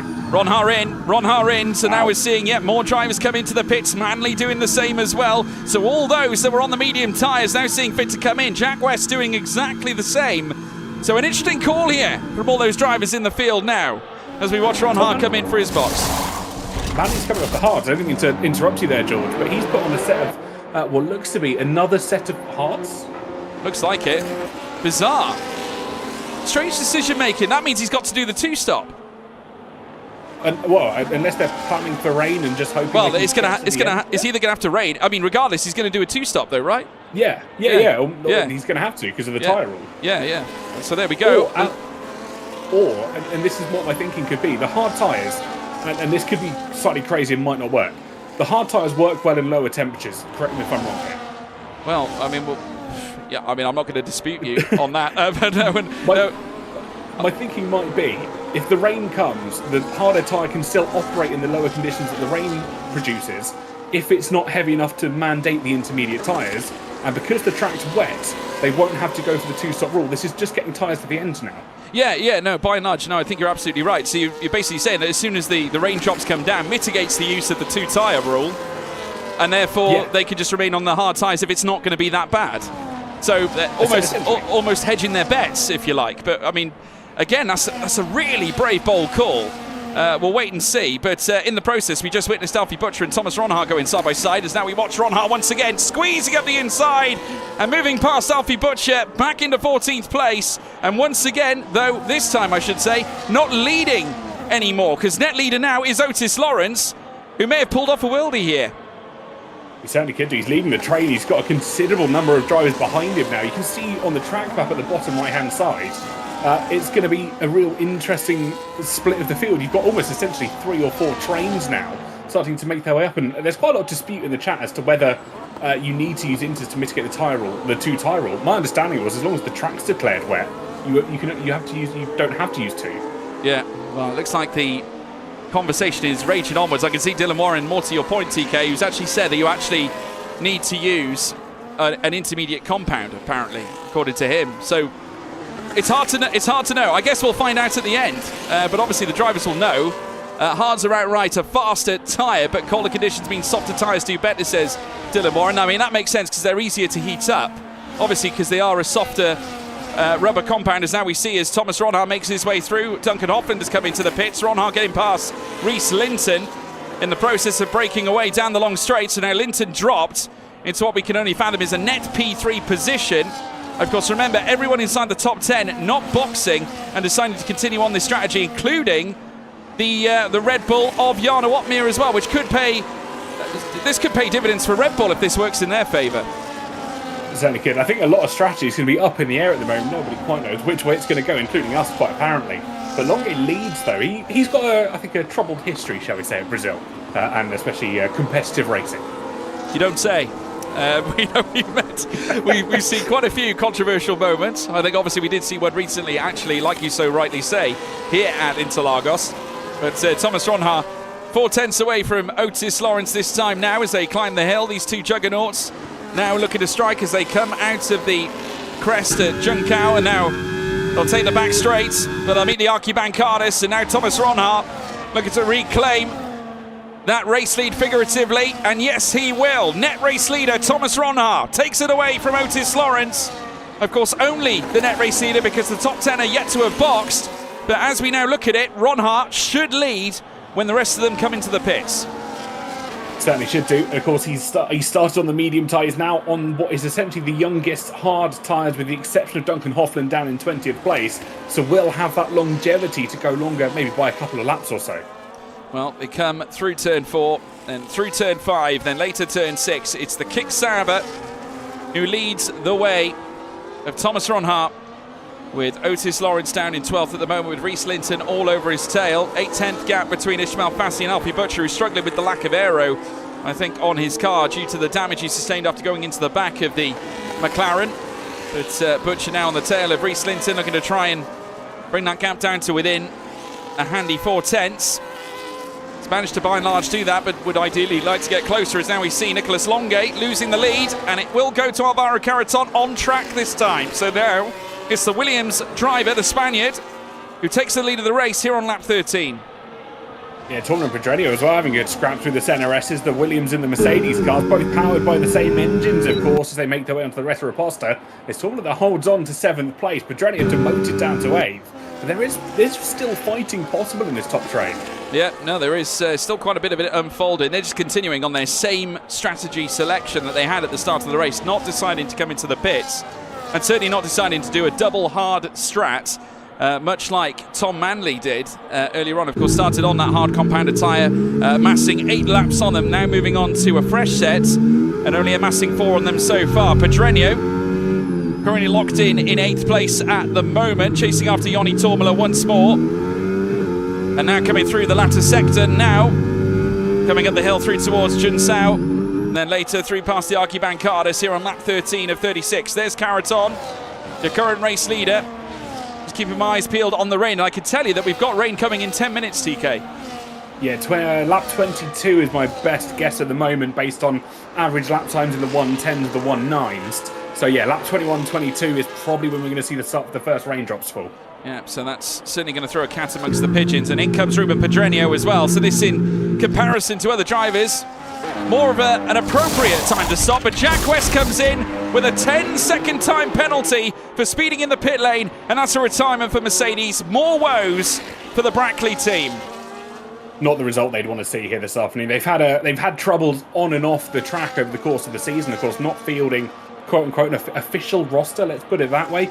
But, of course, they'll still want their team in the best of margins and the best of intentions to perform well in leagues such as this. Really puts Mercedes on the back foot heading into the F1 Sim Racing World Championship. Of course, we are awaiting for everything to be confirmed on all of that. But the general, I would say, complexion on this is that we are expecting the championship to go ahead anyway, at least from what I'm aware of. But obviously, at the moment, Ruben Pedreño sat down in 19th within a second. And obviously, the Mercedes team are going to need to come up with some kind of answer in terms of a roster, of course, to try and compete against the rest that have already by and large got their grids confirmed. Danny Berejnay coming into the pits now as well. 13 laps to Mass now, make up that 14 coming into the pits on the hards, and will be changing his tyres now. Keep an eye on Ronha here. 2.2 seconds off the back of the train that haven't pitted. Because Ronha's the lead driver that has made their stop already, and we said that they were going to push like a bat out of hell to try and catch that lead train. I'd almost consider that pretty much caught up here. Yeah, no, I would say so. 1.8 seconds, only 8/10 away from DRS. It's not working out too badly for Thomas Ronha right now. And with the better grip on the tyres, he could yet land an assault. And look at this. Ronha and Otmir reunited, 8th and 9th now together. Let's see how this unfolds now. It'll be interesting to see how they battle it out in terms of the art of warfare, because normally when they scrap it out, they're towards the front of the field, and they're almost in a bit of a split situation here. Otmir's at the back of the train. You've got Ronha that is still leading. Now this might incentivise Jarno Otmir to try and move on Jake Benham here. Of course, the former two teammates from Mercedes now have both parted ways, both leaving Mercedes, going on to pastures new. Otmir finding his new home at Red Bull, looking to now go alongside the All-Star. Jake Benham now under attack as now the McLaren looks to meet the Red Bull, now coming through the centre S's. Jarno Otmir going the long way round. The energy light flashing on both cars now as they look to make their way out of turn 3. Next up the long straight, Benham and Otmir manacled together with the DRS now once again open. Otmir moves up to 7th, and now Ronha with a gap or a car in between the two of them, and now Benham has got to go defensive to stop Ronha from getting the advantage on the young All-Star Jake Benham. Ronha's pushing him quite literally and figuratively through this circuit. You saw at the exit of turn 4, it was pretty much nose to gearbox as they made their way around. Ronha around the outside now, switches to the inside on Benham, and I don't think Benham can do much in this instance. The tyre gap is becoming apparent. Yeah, obviously it did not work out for Jake Benham, could not quite hold on. It is now Ronha through into 8th place, and now chasing after Jarno Otmir, who once again is now on the tail of Joni Tormela, coming up now out of the next apex, and this looks like it's so simple here for Thomas Ronha. The two Dutchmen now come together, two old rivals back again, this time at Brazil. Ronha didn't make it this far last time, but he's going to rise to the occasion here, and now down the inside of Jarno Otmir, Thomas Ronha moves into P7, 8 lap old hard tyres, and half the life of all those littered inside the top 6 as now he looks to charge on Joni Tormela with DRS open again. Will he plumb for another move? Not this time. The Mercedes holds on to 6th with Otmir now down into 8th. It's so close racing. Ronha's not stopping there though. Look at how close he is to the back of Tormela and dispatches it before he even becomes a problem. What is Ronha driving at the moment? It is certainly attached to rails around here in Brazil. Smoothly does it from Thomas Ronha. Much younger tyres than everybody else. They're awaiting the rain to fall, and I'm sure if you are those on the older hard tyres, TK, they're screaming for rain right now. And Ronha and Rasmussen, a contentious rivalry we've seen already between those two in the past. Who can forget The duel in F1 sim racing back at Mexico between these two. Ron Hart with the inside line now, creeping and peeping out of Jun Sao. He's going to sweep through the final corners here, and after taking down Otmir, he takes down Rasmussen as well. 2 Red Bulls disposed, and now heading down in towards turn 1. Next on his list, Barry Burremand. This is absolutely beautiful racing. Lawrence as well manages to dispatch of Otmir. The Alpine, again, the fresher tyres starting to work their way through the field here. And this is a bit of a masterclass when the DRS has become enabled, just to keep everybody keeping an eye on the weather and how it's starting to roll in. 5 minutes, we're being told. Realistically, we know this about a couple of minutes out, so expect it in the next 3 minutes. Yeah, Otmir's lost 2 places as well. Reese Linton's moved up to 9th. Alfie Butcher into 10th as well. And it's side by side elsewhere. Here comes Linton with a move up the inside of the one of the most experienced drivers on the grid, Joni Tormela, and does lose out. Does Joni Tormela, and Alfie Butcher could follow Linton through by that same extension. Great move there from Alfie Butcher, who's now up into 9th. And Thomas Ronha has disposed of his former title rival from season 32 and 33, Barry Burremand. Ronha now in the top 4. Absolutely beautiful racing in amongst this field. Everybody is going at it hell for leather because they want to try and get the best track position before they manage to hit the inevitable rain that's coming. Yeah, it looks like now the tyres are telling a story, and right now they're telling a positive one for Thomas Ronha, who of course retired unceremoniously on the very first lap the last time we raced here, back at round 1. Well, he could be putting all that to bed at this stage, as now Tom Manley also looks to try and gain on the back of Ismail Fassi, who now by and large has been struggling with aero damage after careering in the back of Alfie Butcher. We got Klaffenbach also moving through up the inside of Tormela, who's also in free fall, much like Otmir. Those old hard tyres are falling apart, TK. They are, and I think they are trying to now drag them out until potentially the use of the intermediate tyres becomes the best one, or again, a softer tyre to see them through to the end of the race. We've only just approached half race distance. We've just crossed that at lap 18. So there is still a considerable amount of distance in this race to go. Ron Hart with a lovely move at the inside of Ulas Zilderim. That means top 3 now for the young Dutchman. And now with the rear light flashing, trying to restore that battery power. He's on the tail of Nicolas Longue. Alvaro Caraton still leads this race. 19 laps amassed, and bear in mind all those on the hards inside the top 6 at the moment need to box, as do a sprinkling of others further down the order. Those that have already moved on to the hards, they can go to the end if they have to. But it is raining. Yes, TK, you're absolutely spot on. The rain is falling. Well, this just got interesting. Let's see who's going to be the master of the wet weather conditions. Who can hold it out for one extra lap here? Or if anyone's going to die, no one's had the ability to dive in at the first time. The track won't be fully wet yet, won't be fully available to go into those conditions. But it is the hottest on circuit that we've had all weekend. 36 degrees at the moment. Well, if Thomas Ronha wants to get an advantage on the 2 drivers in front, he must make the overtake before the pit stop. Now, an overtake has never been more urgent, really, for Thomas Ronha, because they all go back essentially to level playing if they all come in onto the wet tyres, unless they decide to go maybe a lap later or a lap earlier to try and undercut or overcut each other. It's all about timing right now. It's Caraton who leads the way, but Ronha, whilst there is at least some semblance of a dry track, he must try something if he wants to land a winning blow here. It can all be decided here and now on lap 20 or lap 21. And of course the decisive moment will be when the DRS is not enabled any further and they all come in for a change onto the intermediate tyres. And Ulas Zilderim going early here, TK. Now we see a battle up at the front. Longue and Caraton side by side. Caraton going wide! My goodness! Went wide of the CNRS's rejoins, but that now throws the opportunity now to Nicolas Longue to take up the lead on the run down towards turn 4. Actually spending the pit lane as well. That's going to be heartbreaking for the Scuderias. And down the inside, Longue trying to hold off Ronha, but he's trying to do the best he can when DRS is still enabled. I don't quite know how long he's going to be able to hold on for. The tyres have got an 8-lap difference in them. Well, it's like Swan Lake the way they're skidding around this circuit, but I must say it is now the threshold between success and failure is just so fine. And with the rain falling like it is, Thomas Ronha needs to have his wits about him, much like Nicolas Longue, who is trying to hold on to this race lead and would ideally like to come into the pits in this very position right now. Let's wait and see. Obviously the rain is now falling considerably. You can just see how slick those curbs really are as they now come through Junkao again. Just look at the rears stepping out on every single car inside that top 3 right now, whether it's Longe, Ronhaar, Caraton. Same could obviously be said here for Burremand, as now they look to make their way through. Surely do they decide to come in? Yes! Nicholas Longe in the pits, TK. Yeah, the intermediates a second and a half faster. Or actually, no, not quite a second and a half faster. Waiting for the data to come through. Yeah, about a second faster than the older tyres through the second sector. So the intermediates are already quicker. What about Ulas? Where is he going to come out in all this? Because he boxed before everyone. Obviously, bear in mind, there was quite a gap between those that came in off the hard tyres. Where's Longe at the moment? They're just leaving now. Now, has Ulas Azildarim pulled off a worldie?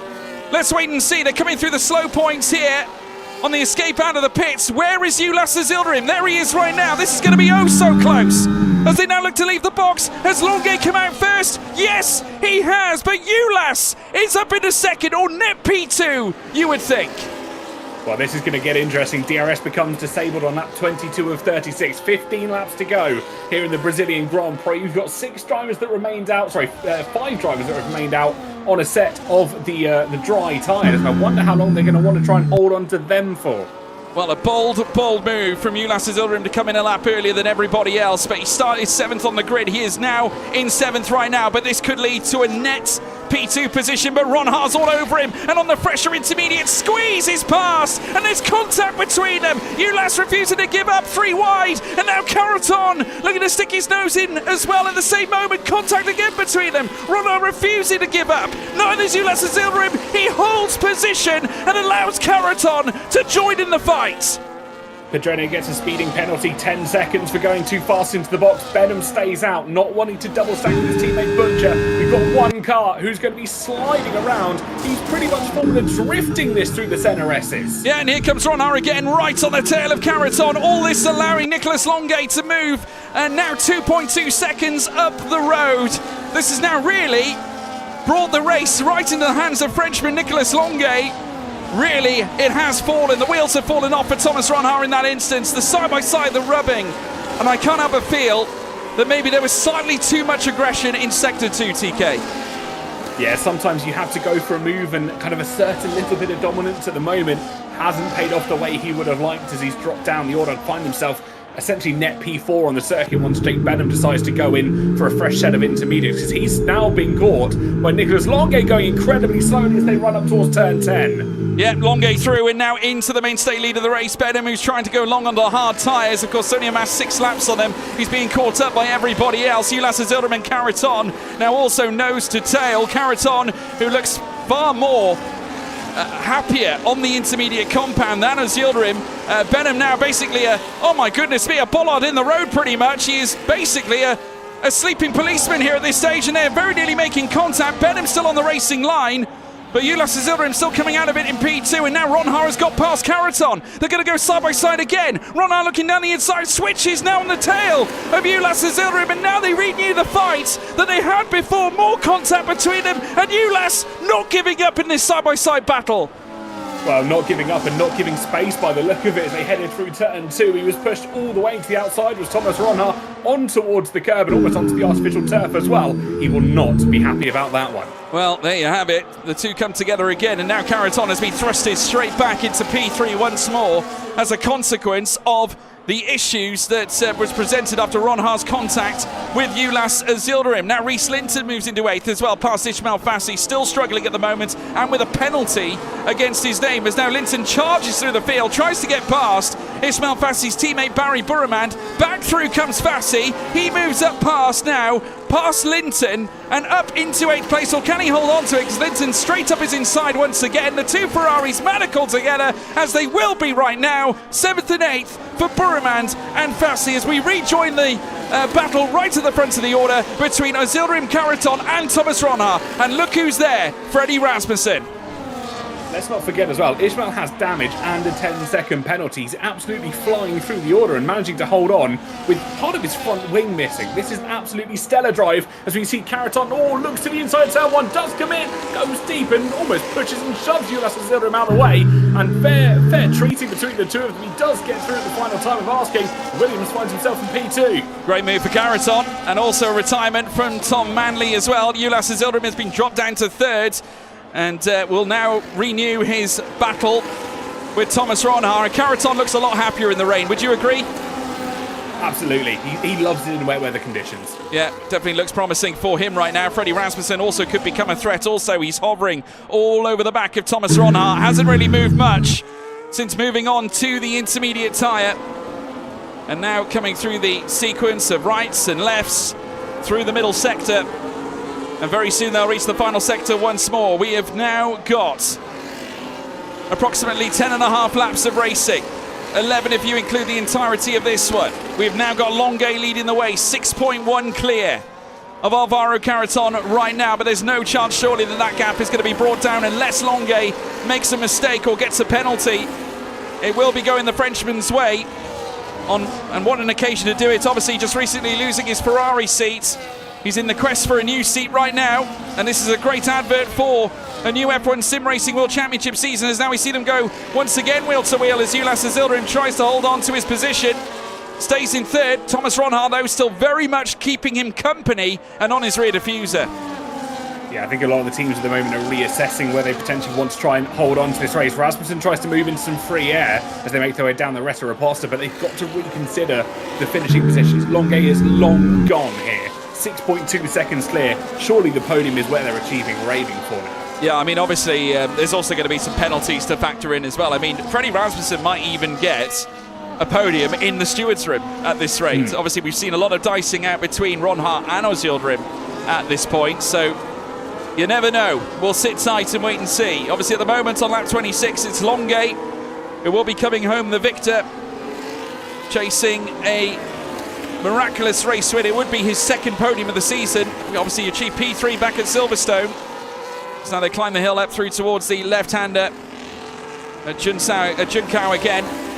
Now climbing over the crest, and they will then make their way over the Archibancadas down the straights. Alvaro Carreton 6.5 seconds away from our leader, but Ulas Yildirim hovering all over the back of... Well, having Thomas Ronhart hovering all over the back of him as they fly down through towards turn one, and they're going to go wheel to wheel once more. Ronhart now, side by side. Here with Ulas Yildirim trying the long way around coming through turn one, but Ulas Yildirim covering it off. And now this throws an opportunity Freddie Rasmussen's way, TK. Certainly does. I wonder if he'll look for a move at the outside. The Reta Raposta not necessarily coming to his aid there. But Thomas Ronhart, he knows how to defend, but he's under pressure from Lawrence out of absolutely nowhere, who tries to dive into the fourth corner. Lawrence, who started P11, has found a stellar drive in the wet weather conditions. Where has Lawrence come from? Out of nowhere, it seems. Barry Burmand also joining the fight with everything going on between Ulas Yildirim and Thomas Ronhart. It's allowing yet more cars to come into this squabble. And notice Lawrence not one to certainly suffer fools. He's now getting attacked here by Freddie Rasmussen, and these two are having fisticuffs here in the middle sector as well. My goodness me. Not leaving a single scrap of paint on each other's cars. This is remarkable, TK. This is like GT3 racing we're seeing here, which could explain why Ulas is absolutely loving it out there at the moment. It's a bit of argy-bargy. Drivers are really getting their kind of the wheel banging, the noses into positions where they probably shouldn't be sending it. Well, but this is fantastic racing. I mean, this is racing that Ulas Yildirim is used to as well in the obviously the R1 Championship, as we refer to the GT racing of in the single-seater racing scene. But yeah, you wouldn't necessarily see it in Formula One cars, that's for sure, and it tends to lead to dramatic moments like we saw over the last lap. Thomas Ronhart heading downhill through the centre S's again, and down the long straight they will go on the route down through towards turn 4. Alfie Butcher has moved into 10th ahead of Reece Linton, who looked to be having a promising race. They're all starting to gaggle up further back as well over those latter top 10 places. They now come out of turn 4 now. This time Thomas Ronhart 4 tenths behind Ulas Yildirim. Now the gaps are starting to grow once again. Further back, Jana Watmere also going to come into the top 10, as well as managed to get past Reece Linton, and now hunting down after Alfie Butcher. I mean, Jarno can make a late impression here. He's got an opportunity to. He's kind of sat, I don't say no man's land, but he's stuck in the pack where he's trying to make his way through slowly, but also at the same time somewhat look after tyres. I think that could be sort of the situation we're seeing here. But you know Jarno, he is the absolute master of the late race moves, and I wouldn't be surprised if we see that kind of making his way through here. Well, remember, he started P17, he's now P11, he's gained 6 places, so now on the tail of Alfie Butcher. And obviously looking ahead with everyone condensing up inside the top 10 right now. It could lead to opportunities for drivers not necessarily featuring inside the top 10 at the start of the race. Let's wait and see as they now make their way down through towards turn 1 once again. Alvaro Carreton nursing a gap of 2.9 now, 3 seconds to Ulas Azildrim, who's still got Ron Hart for company. I tell you what, I'm not sure who's going to take P3 in this one. I would argue, though, that the top 2 places are now pretty much one and done, TK. It's all about that final podium place. Yeah, I think Caraton's used the advantage of the drivers behind him having a good old scrap to find some clean air, find the runaway, and not have to worry about battling too much. And you can see now the difference from P1 to P3 is now about 9 seconds of difference, split quite neatly in the middle by Alvaro Caraton, who's about 6 seconds off the back of Longuet. So there is that separation there, and as long as Caraton doesn't make a mistake, neither does Longuet. I think, as you rightly said, it's going to be a podium scrap here for the drivers. Yeah, no question. 3.3 at the moment between Ulas Azildrim and Alvaro Caraton. Ulas Azildrim, already a race winner this season back at Shanghai in China, arrived here right now 5th in the championship standings, and looking to help his cause and grow gaps to the cars behind, but largely needs to ensure that he keeps Thomas Ron Hart at bay. That is definitely what's at stake here, but also we've got to factor in that there could be some time spent in the stewards' room after this one. No question it's going to be busy from Kryptonite's point of view when they start submitting the reports post-race, but we're on lap 30 of 36 now. Just over 6 laps of running to be had as they now storm down through towards turn 4. Otis Lawrence also arriving on the scene, just half a second away from Thomas Ron Hart. It is certainly not over just yet. P3 up for grabs. Ron Hart only half a second away, half a second back Lawrence. It is so marginal at this stage, and you should not count out Freddie Rasmussen, who's charging on Otis Lawrence right now. It'll be interesting here as well, just to keep viewers informed about the weather, as we so like to do. Rain is planned to stop in about 7 or 8 minutes, which would mean it would stop either lap 35 or 36. It won't have many implications, because we're not expecting the track to instantly dry up, but the final lap could see some dry running. Well, as they head downhill, and then later take the turn up through towards turn 13, it is still Freddie Rasmussen in 6th place, but still hovering within half a second of Otis Lawrence. The gap's now starting to formulate, and they were relatively equal before, but now they're starting to come down between Lawrence and Ron Hart. 3/10 now going out to 4 between Rasmussen and Lawrence. Current fastest lap of the race is in the hands of Danny Berejnay. He's currently down in 12th place at the moment, ahead of Reese Linton, as they head down in the centre S's, and now later down the long straight into the Retta Apostle. I can tell you that Longuet's already come out of turn 4 and is now making his way through the main portion of sector 2. Certainly is. You say Berejnay's down in P12. Let's not forget he started from the back with the qualifying ban, so essentially he's up 8 positions. But of course, not necessarily where we expect either one of the Alpines to be, given their previous form this season. No, and obviously you've got to remember it was the Alpine team that suffered some horrendous fates at Zandvoort with the pit lane penalties that they received on entry, getting 10 seconds on entry after breaching the pit limiter line and going a bit too fast coming through, and therefore receiving sequential penalties as a result. But Otis Lawrence has been largely a different day for him this time. 5th place and still in contention at a miraculous podium. And bear in mind, for Otis, he has already had 2 podiums so far this season. Arguably should probably have had more, TK. Almost certainly, but then again, this is the part and parcel of not only Formula Racing, but racing in general, that whilst you may be on set for some good results, some good podiums, you're never guaranteed anything in life. Nope, nothing's guaranteed, especially here in PSGL, where everything is thrown into question. Longuet, 5.9 is the gap, and it's been that way now for quite some time, though Caraton did put in some good work trying to close it, though I would imagine that might be Longuet just trying to apply some battery saving at the same time, though he can just manage his race by and large right now, as we now watch them come through out of turn 4. The rain by and large stopped though, TK. Just how well are these intermediate tyres going to form or perform as the rain comes to an end? This will be the interesting factor. Track temperature is still at 33 degrees, so we are probably going to see the rain evaporate considerably quickly. The rain has stopped about 2 laps before I was actually expecting it to. So we might have an opportunity here, maybe for a fastest lap attempt right at the end if you're inside the opportunity, or try and steal it away from Danny. But I think for the majority of it, we won't see that extra pit stop. It won't be worth it for the dry running to save about 10 seconds a lap. I wonder if you're in, say, P11 downwards, do you chance to run on the soft tyres? It's a tough one. They're running 118s at the moment on the intermediate tyres. Fastest lap's the 9's 108, so you're only saving 10 seconds a lap. There's 4 laps left. You only save about 40 seconds. Well, it could be enough to pull you back from a pit stop, actually. Yeah, I would say it's possible. I mean, we just need to wait and see whether someone gambles, ultimately. I reckon if you're outside the top 10, you've got to go for it, in my view, at the end of the day. And at the moment, you've got Jana Watmere, Danny Berejne, Reece Linton, Ruben Pedreño, Joris Kroes, and Duncan Hoffman, Yoni Tormela, and Jake Benham, all sat in the bottom, should we say, bottom 10 right now. Tom Manley and Jack West, obviously retirees. But at the moment, I would say, especially those that are in touching distance or within DRS of those in front. So I'm talking Jana Watmere all the way down to Joris Kroes, maybe Duncan Hoffland as well, and Yoni Tormela perhaps by extension. And obviously Jake Benham has pretty much run his race at this point, being 3.3 behind Yoni Tormela.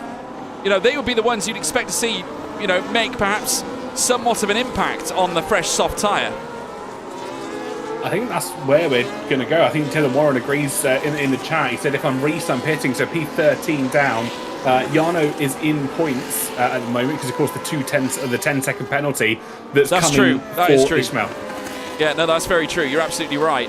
So there, of course, you know, obviously there is a couple of penalties that we'll see the likes of Ismail Fassi drop through the field. Ruben Pedreño also, unfortunately, receiving a penalty. By that same token, we'll wait to see whether someone makes that decisive change, and someone indeed does. It's Thomas Ronhaar. Thomas Ronhaar in the pits, TK. Wow, that was unexpected to say the least. He's got 3 laps to go, 30 seconds. That's going to be sort of the rough quota we're expecting them to see. The last laps were 116 to 117, so we're about 2 or 3 seconds quicker than we previously guessed. So do the maths on that.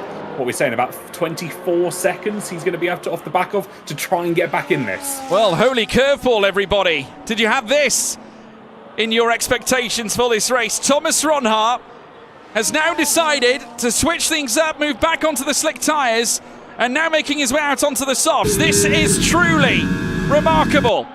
How on earth is this going to fare? Has he thrown those points away, TK? Well, that'll be the question I think we're all going to be asking in a couple of laps' time. He's got not only to get back to the grid here, but then to make the passes, which could be possible. The likes of turn 8, turn 10, turn 1, turn 4, those are going to be the key 4 opportunities to try and send the nose down the inside. But I think it's going to be too great a ask to get back to where he was. Well, Nicolas Longuet is still continuing around the track. Ronhaar will have to check on the sector time to see whether there is any signs of any improvements in terms of the deltas. Longuet is certainly not going to risk anything. He is carrying on, and it makes largely no sense for him to do so. Caraton has closed down on Longuet over the last lap or so. Last lap was in fact 2 tenths quicker than Longuet, so Caraton putting a shift in to at least try and do something against Longuet, though, albeit now that we're in the final 2 laps of the race, that by and large isn't going to happen. But now Thomas Ronhaar, it seems, has just thrown the points away, and it's thrown Jana Watmere back inside the top 10.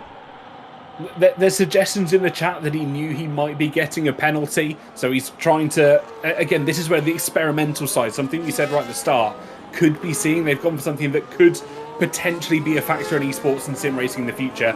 Are they going to try and see how the tyres fare on a drying track and use that as data going forwards? Well, maybe. I mean, they did something on those lines back at Jeddah, if you remember. So, yeah, there we have it. It may be the case that that's exactly what they're trying to attempt, but regardless of which way it goes, it looks like it's going to go the way of Nicolas Longuet anyway. He is currently 4.9 clear of Alvaro Caraton, about to begin the final lap of the race, and it's a welcome return here in PSGL for Nicolas Longuet as he commences the final soiree around Sao Paulo, TK. Yeah, it's been an absolutely stellar drive. 14 laps will be 15 laps on a set of the intermediates. The wet weather, he's been an absolute master and avoided the carnage in the opening stint and essentially just keep pulling away from these options. He has drone flawlessly when the rain has hit the circuit. Yeah, he has driven absolutely impeccably. Of course, began his single-seater period in the F1 Sim Racing World Championship at Red Bull. Was picked out of the draft. Julian Klaffenbach has moved through and passed Ismail Fassi, but back to Nicolas Longuet as he makes his way through the S's. Yoni Tormela has retired from the session as well on those medium tyres, has actually sped in the pit lane by extension. Fassi still going at it here, wheel to wheel between him and Klaffenbach. Klaffenbach has moved through into that P7 position, but Nicolas Longuet now making his way uphill through towards the final few corners. He'll exit now at the top of the crest out of turn 12, and now through turn 13. A long time coming has this victory been? He's registered 2 in his history in PSGL. He's about to make it a magical number 3. Nicolas Longuet stands tall on a PSGL podium once again. 3 victories in his entire PSGL history. And also, by extension, 10 podiums now amassed. That record now keeps growing for Nicolas Longuet, and surely will be back in an F1 sim racing seat for the new season after freshly losing his seat at Ferrari. More to come from Longuet, it seems. Alvaro Caraton a stunning second, with Ulas Isildirim for now in 3rd place. What a drive, and what a fantastic performance to set yourself up for esports and to set yourself up for sim racing. A driver that is, by and large, without a team here. That is a display that proves I am ready at this level again. Yeah, it showed maturity, and it also showed pure consistency. Just kept himself up at the front. He did what he needed to do. Of course, I'd imagine his father, Christophe Longuet, who has long supported Nico's rise to the forefront in F1 sim racing. Like I said, his career began at Red Bull. In the F1 Sim Racing World Championship, he drove for Renault, which later became Alpine. And of course now, since leaving Ferrari, addressing the colours of green for Aston Martin for today's race in PSGL. Where will he go, though? That's the big question. I'm sure many of you are asking yourselves the same thing. But nonetheless, a phenomenal performance from Nicolas Longuet, who wins here at Brazil. It is 2nd place for Alvaro Caraton in the Williams, Ulas Isildirim in 3rd in the Visa Cash App RB. Then we have Otis Lawrence in 4th. Big points here scored for Otis in the championship, with Freddie Rasmussen also getting points on Jarno Opmeer this time. Barry Burman in 6th, Julian Klappenbach in 7th, Alfie Butcher in 8th place, Jarno Opmeer 9th, Danny Berejnet into the points in P10 and also with the fastest lap as well. A mighty drive to gain 10 places ahead of Reese Linton and Joris Krozen, with Duncan Hoffland in 13th, Jake Benham in 14th. Then we have Ishmael Fassi, then Ruben Pedreño, Thomas Ronha, Yoni Tormler, of course, a retiree, as was Tom Manley, and Jack West, who also didn't finish the race. So there we go. That is it, folks. That is everything complete here at Brazil. 2 rounds at Brazil that we have had this season as well, TK. An astonishing performance, though, from Nicolas Longuet. He took it home. He didn't put anything at risk, did he? I mean, largely didn't respond to Thomas Ronha, didn't come in for that stop onto the soft tyres, just worked his way around the track, focused on his own race, and ultimately, that's what made the difference today. It absolutely did, and sometimes you get drives that are of that caliber where you don't want to focus on what is happening behind you in your mirrors, both figuratively and literally. He kind of came out around the same time as those that pitted onto the intermediates at lap 15, actually exactly the same as Caraton, who finished 2nd. But he just managed to keep pulling away, avoiding the drama, avoiding the battles, and actually eventually the track just opened up for him in such a beautiful and picturesque way. Yeah, no, it was absolutely stunning. Brilliant drive. Fantastic effort from Longuet. I hope we'll get to hear from him as well shortly. It's been a while since we've got to speak to Nicolas Longuet. I can tell you that he's already ready to speak to us, folks, so we will talk to him right now. Let's bring him in here and now. Nicolas Longuet, welcome back to the Winner's Circle. Great to have you back here in PSGL. Your 3rd win in PSGL PCF1 history, and you do it here at Brazil. Congratulations. Very much. Good evening, guys. How are you guys doing? Very good. Yeah, all the better for hearing from you. It's been a long time, Nico. Man, yes, it has been a long time, to be fair, and I'm glad to have done it in my favorite track. So, yeah, Jesus. Yeah, I mean, you planned that brilliantly. Obviously, you capitalised at the same time from all the chaos being caused between Ulas Isildirim and also Thomas Ronha. It was a race where really no one could settle, really, because of the question marks around the rain. When was it going to occur? How long were the intermediate tyres going to go on for? Clearly, you proved that they could go to the end. Obviously, we saw Ronha boxing at a strange time towards the end with 2 laps to go, eventually losing his points position by and large and featuring outside. Were there any question marks in your mind as to where the race was going to go? Oh, absolutely. I think no one on the grid knew, because when the weather said it was going to get to Inters, it was in between 15 minutes section and a 45-minute section. So it could have rained from lap 12 or it could have rained from lap 30. So incredible. There was genuinely no way to tell when it was going to rain. So that's why you saw, I believe, many people go for the medium and thinking that the rain is going to come later, and then you had to do a stop. But we kind of gambled, but we also knew we could save the tires quite a lot because we had a lot of downforce on the car. So yeah, I think it was planned, to be fair. Yeah, I mean, obviously a great win for you, Nico, because like you say, it's been a while since you last had one here in PSGL, but also at the same time, responding after your departure from Ferrari, which I can imagine was a disappointing one for you. Obviously, you had some great times at Ferrari, winning the team's title with them as well in F1 sim racing. Of course, I was there to commentate that particular moment as well. But looking ahead, this obviously does prove a point to those out there that you are here to race, and you should be still viable for an F1 sim racing seat, am I right? I mean, I hope so. I mean, I want to stay on the grid. I think I'm good enough to stay on the grid and fight for, as you said, for championships as I have for the last few years. So I'm not going anywhere. No. Have you got any ideas as to where you're going? You just can't reveal them yet, or what's the current situation? I think it's going to be a no comment answer. Okay, fair enough. Fair enough. Yeah. You know, But, look into that as to how you will, everyone in the chat. TK, have you got a question for Nico? Well, I've got a question and a statement. I mean, obviously, I think most of the people in the chat probably are aware that I've got a background and a degree in law, so a no comment answer for me is certainly almost confirmation of nothing. So I won't make too much comment on there. But obviously, you stopped, similar to pretty much everyone else who was running the one stop here this afternoon. You did 15 laps on the intermediates. There was a moment where you were just so free and clear from everyone behind you. Was that the moment you knew you had that opportunity to take the win, or was it before or after, or...? Well, we still didn't know if it was going to dry up at the end, and if that were the case, could I make it to the end on Inters, or would I have to stop? So there was still quite a few question marks, and that's why whenever I saw my lead went up to like 5 or 6 seconds or something, and I just started saving fully. I just tried to save as much as I could and just make no silly mistake. Every second is important, even when you think of a second is a lot in this scenario, but you could just as easily lose it in a corner. So. Especially with the rain, you never know. But yeah, I just saved the whole time to make sure I could make it. Stellar stuff, and obviously that now puts 16 points on your rostrum now. And just to add to that, 10 podiums now, Nico. Brilliant performance, brilliant effort. We go to Melbourne for our next race. What are your thoughts heading down under? I honestly, I've always liked Melbourne in general. It's a very flowy track in the race, but I've heard in this game it's quite a pain with the cuts a little bit, so I'm gonna have to discover, because I haven't really touched Australia this game yet. But in general, I quite like the track, so I'll enjoy it driving it. You never know, could be back-to-back wins, Nico. Thank you so much for joining us, my friend. Great having you. Congratulations, 3 wins now in PSGL, and we wish you all the best. Thank you so much, guys. Have a good evening. And you too. Thank you. Ciao. Ciao, ciao.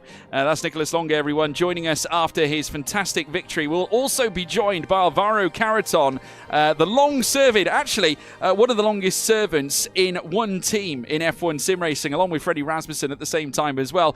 Big hello to Alvaro Caraton. We welcome him back as well to PSGL on the podium. Alvaro, a bit of a crazy race, not only with what was going on track, you were a spectator for most of it, but also at the same time with the weather as well. Good evening. Yeah, it was really tough to choose strategy at the beginning of the race because it was probably on the limit between 1 stop and 2 stops.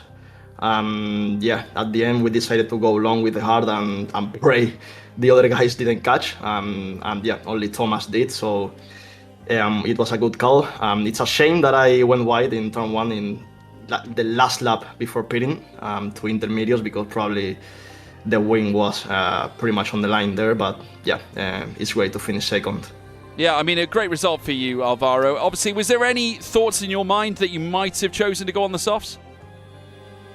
Not really. I mean, there was only 3 laps to go.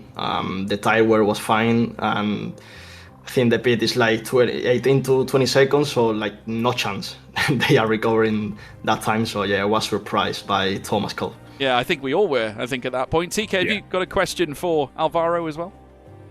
You know what? I actually don't. I was going to kind of just ask, what was the mentality... Well, actually, yeah, I do. What was the mentality going into that sort of battle that you entered into when you had the other drivers, kind of Lawrence and such around you, before then pulling that gap as well? Did a very similar thing to what Longe did and kind of checked out into the distance. Which battle you mean? Sorry, when you pitted onto the intermediates and then got the free air kind of as a result afterwards. Oh yeah, I knew I had more pace than the other guys in the wet, So yeah, and also Ola sped one lap earlier, so he had to manage a bit the tires. So I was trying to get past as fast as I could, basically, because I knew I could gap them and then managing the tires, because I also knew it was drying up at the end. But yeah, luckily I was able to do it in a clean way. Let's see. And yeah, really happy with it. Yeah, 14 podiums for you now in PSGL as well, Alvaro. Your second of the season this year. Obviously, those points are going to go a long way to you moving up in the championship. How do you think the next 4 rounds are going to go? Because obviously we're going to Melbourne next. I asked Nicholas Longue that question. He actually doesn't mind Melbourne that much. What is your take on it? I have never raced in Melbourne yet in this game, so it's going to be interesting for sure. Oh, wow. But so don't predict Alvaro Caraton, everybody. Well, I mean, we will practice as always, and let's see what we can do. But at the end of the day, PSGL is getting extremely serious. The green people are putting is actually crazy. It's like almost same level to F1 esports at this point. Yeah. So yeah, we will need to practice a lot. Yeah, I mean, it'd be good to get your thoughts on this as well, because we've had quite a wave of new talents coming through, Alvaro. I mean, you've seen many of them come and go over recent years. You've been at Williams for a long time now. You've been there since the very beginning, by and large, since the 2018 championship, where teams became a thing. I mean, what are your thoughts on the new talents coming in? We saw some promising signs from Reece Linton coming through qualifying. Obviously, the return of Jack West. Obviously, he had a disappointing day today. But we've got young drivers like Angelo D'Ortenzio, who's obviously gone on to win the PSGL PCF2 championship. Campbell Adams from Australia winning the PSGL F3 title in the PC category. What's your take on the young talents coming through? Are there more of them now than there used to be? To be honest, for me, George, everybody are kids. Because when I started doing F1 esports, I think there are only three drivers on the grid from 2018. So wow. I had to adapt a lot and push myself as well, because every year there were better people, better drivers, faster drivers, and yeah, you have to reinvent yourself and push like crazy every year. Yeah, it's quite a feat, isn't it, when there's only a few of you left from the original days. Obviously, we've seen Brendan Lee's retirement as well. No plans for you to retire, though? No, at the moment, I'm focusing on this season. Good man. That's what we like to hear. At least you're sticking around. Thank you so much, Alvaro. Congratulations on a fantastic podium, and we'll see you next time at Melbourne. Thank you very much. Thank you very much. Alvaro Caraton, everybody, staying with Williams and staying in F1 sim racing as well, which is great to hear. Obviously, we do love a bit of Alvaro Caraton, TK. But what a race. Fantastic effort all around. Obviously, Longue getting the credit for getting the win at the end. It now places him on 44 points, which prior to this race would have shifted him right behind Ulas Yildirim. Of course, whether Ulas Yildirim claims his points and therefore ascends higher than 45 is to be seen. Obviously, I'd imagine the stewards are going to be very busy. We saw a lot of conversations going on in the live chat about this, but obviously now, I mean, Red Bull can obviously say, well, thank goodness we won those races prior, because it sort of provided a safety net. You can afford a few blunders from time to time when you're in their position. Very much so, and I think this is almost recollective somewhat of Button's 2009 season, where he had such a grand opening that when the performances started to slip off at the end of the season, he was able to have that safety net, have the points available to him to try and hold on to that championship. And ultimately, it was those key performances at the start that was the truth tell for him, essentially. Yeah, it was. Obviously, just a little reminder, folks, as to where we're going next. Obviously, as we mentioned in our conversations with Nicholas Longue and Alvaro Caraton, we are heading to Melbourne next for round 11 on October 15th. So do not miss it. Of course, today was Brazil in place of Bahrain due to the turn 4 glitch, where there's a little bump in the curb. Obviously, the drivers did not want to race there due to that very fact. So therefore, we raced at Brazil tonight. So that concludes round 10. We move through to round 11 next time. All our break weeks are complete. So we're now going to be racing every Wednesday until completion on November 5th, where the fireworks will go up for Abu Dhabi, where we hope to crown a champion, but we could easily crown our champion before then, the way that it's going. Obviously, Jana Watmir, though, very little points scored today. It could see yet another round added on to that. We'll wait and see as to whether it can go any further than the likes of Las Vegas and lead through to Abu Dhabi. We will, of course, wait and see. Freddie Rasmussen still very much in touching distance. Prior to this race, only 16 points between them. So plenty more can be accrued. I mean, that's basically a win gap between the two drivers. But Freddie scoring more points than Jarno today, so that gap's going to shrink. But yes, we are going to Australia next, Mexico for round 12, Vegas for round 13, and that's the penultimate round before we head to Abu Dhabi for round 14. So there you have it, folks. That's our calendar for the remainder of the season. Thoughts for the day, TK? What are yours? Mixed conditions, mixed emotions, but certainly Nicholas Longe will be, I think, very over the moon from today's endeavours. I think so too. Folks, if you enjoyed the show, I hope you did, and you tuned in on YouTube, please be sure to leave a like and also subscribe to the channel. We really appreciate your time, and equally to those of you watching on Twitch, please be sure to leave a follow if you haven't done so already. Check out PSGL via @PremierSimGL on Twitter, Instagram, and of course TikTok as well. Stay up to date with all the socials and get all the results coming through. If you want to check out the commentators, if you enjoyed our broadcasting as well, TK, where can they find you, sir? They can find me on social media They Call Me TK, pretty much every single one. And don't forget, if you watched on TikTok... Oh, no, wait, no one watched on TikTok today. No, I think we're banned, TK. I think we might be. Yeah, which is a shame. But yeah, they can find you. Where can they find you again, TK? TK, I forgot. at They Call Me TK. Is that where they can find you? That is where they can find me. I will look for you now, TK. If you want to look for me, folks, you can at George Morgan TV on Twitter, Instagram, and of course TikTok. But on this day, it was Nicholas Longe back on top for a third time in PSGL. The big question is, though, will Red Bull bounce back, and how furiously would it be when we head to Albert Park? Shades of Season 27, everybody. Jarno Opmeer masterclass from back to the front. Could it be on the cards? We'll wait and see. The championship leader did not score a single podium this time. It's now 2 occasions where that's happened. Will it happen again? We'll wait and see. But from all of us here at PSGL, it's been a privilege. Do take care of yourselves. Goodbye.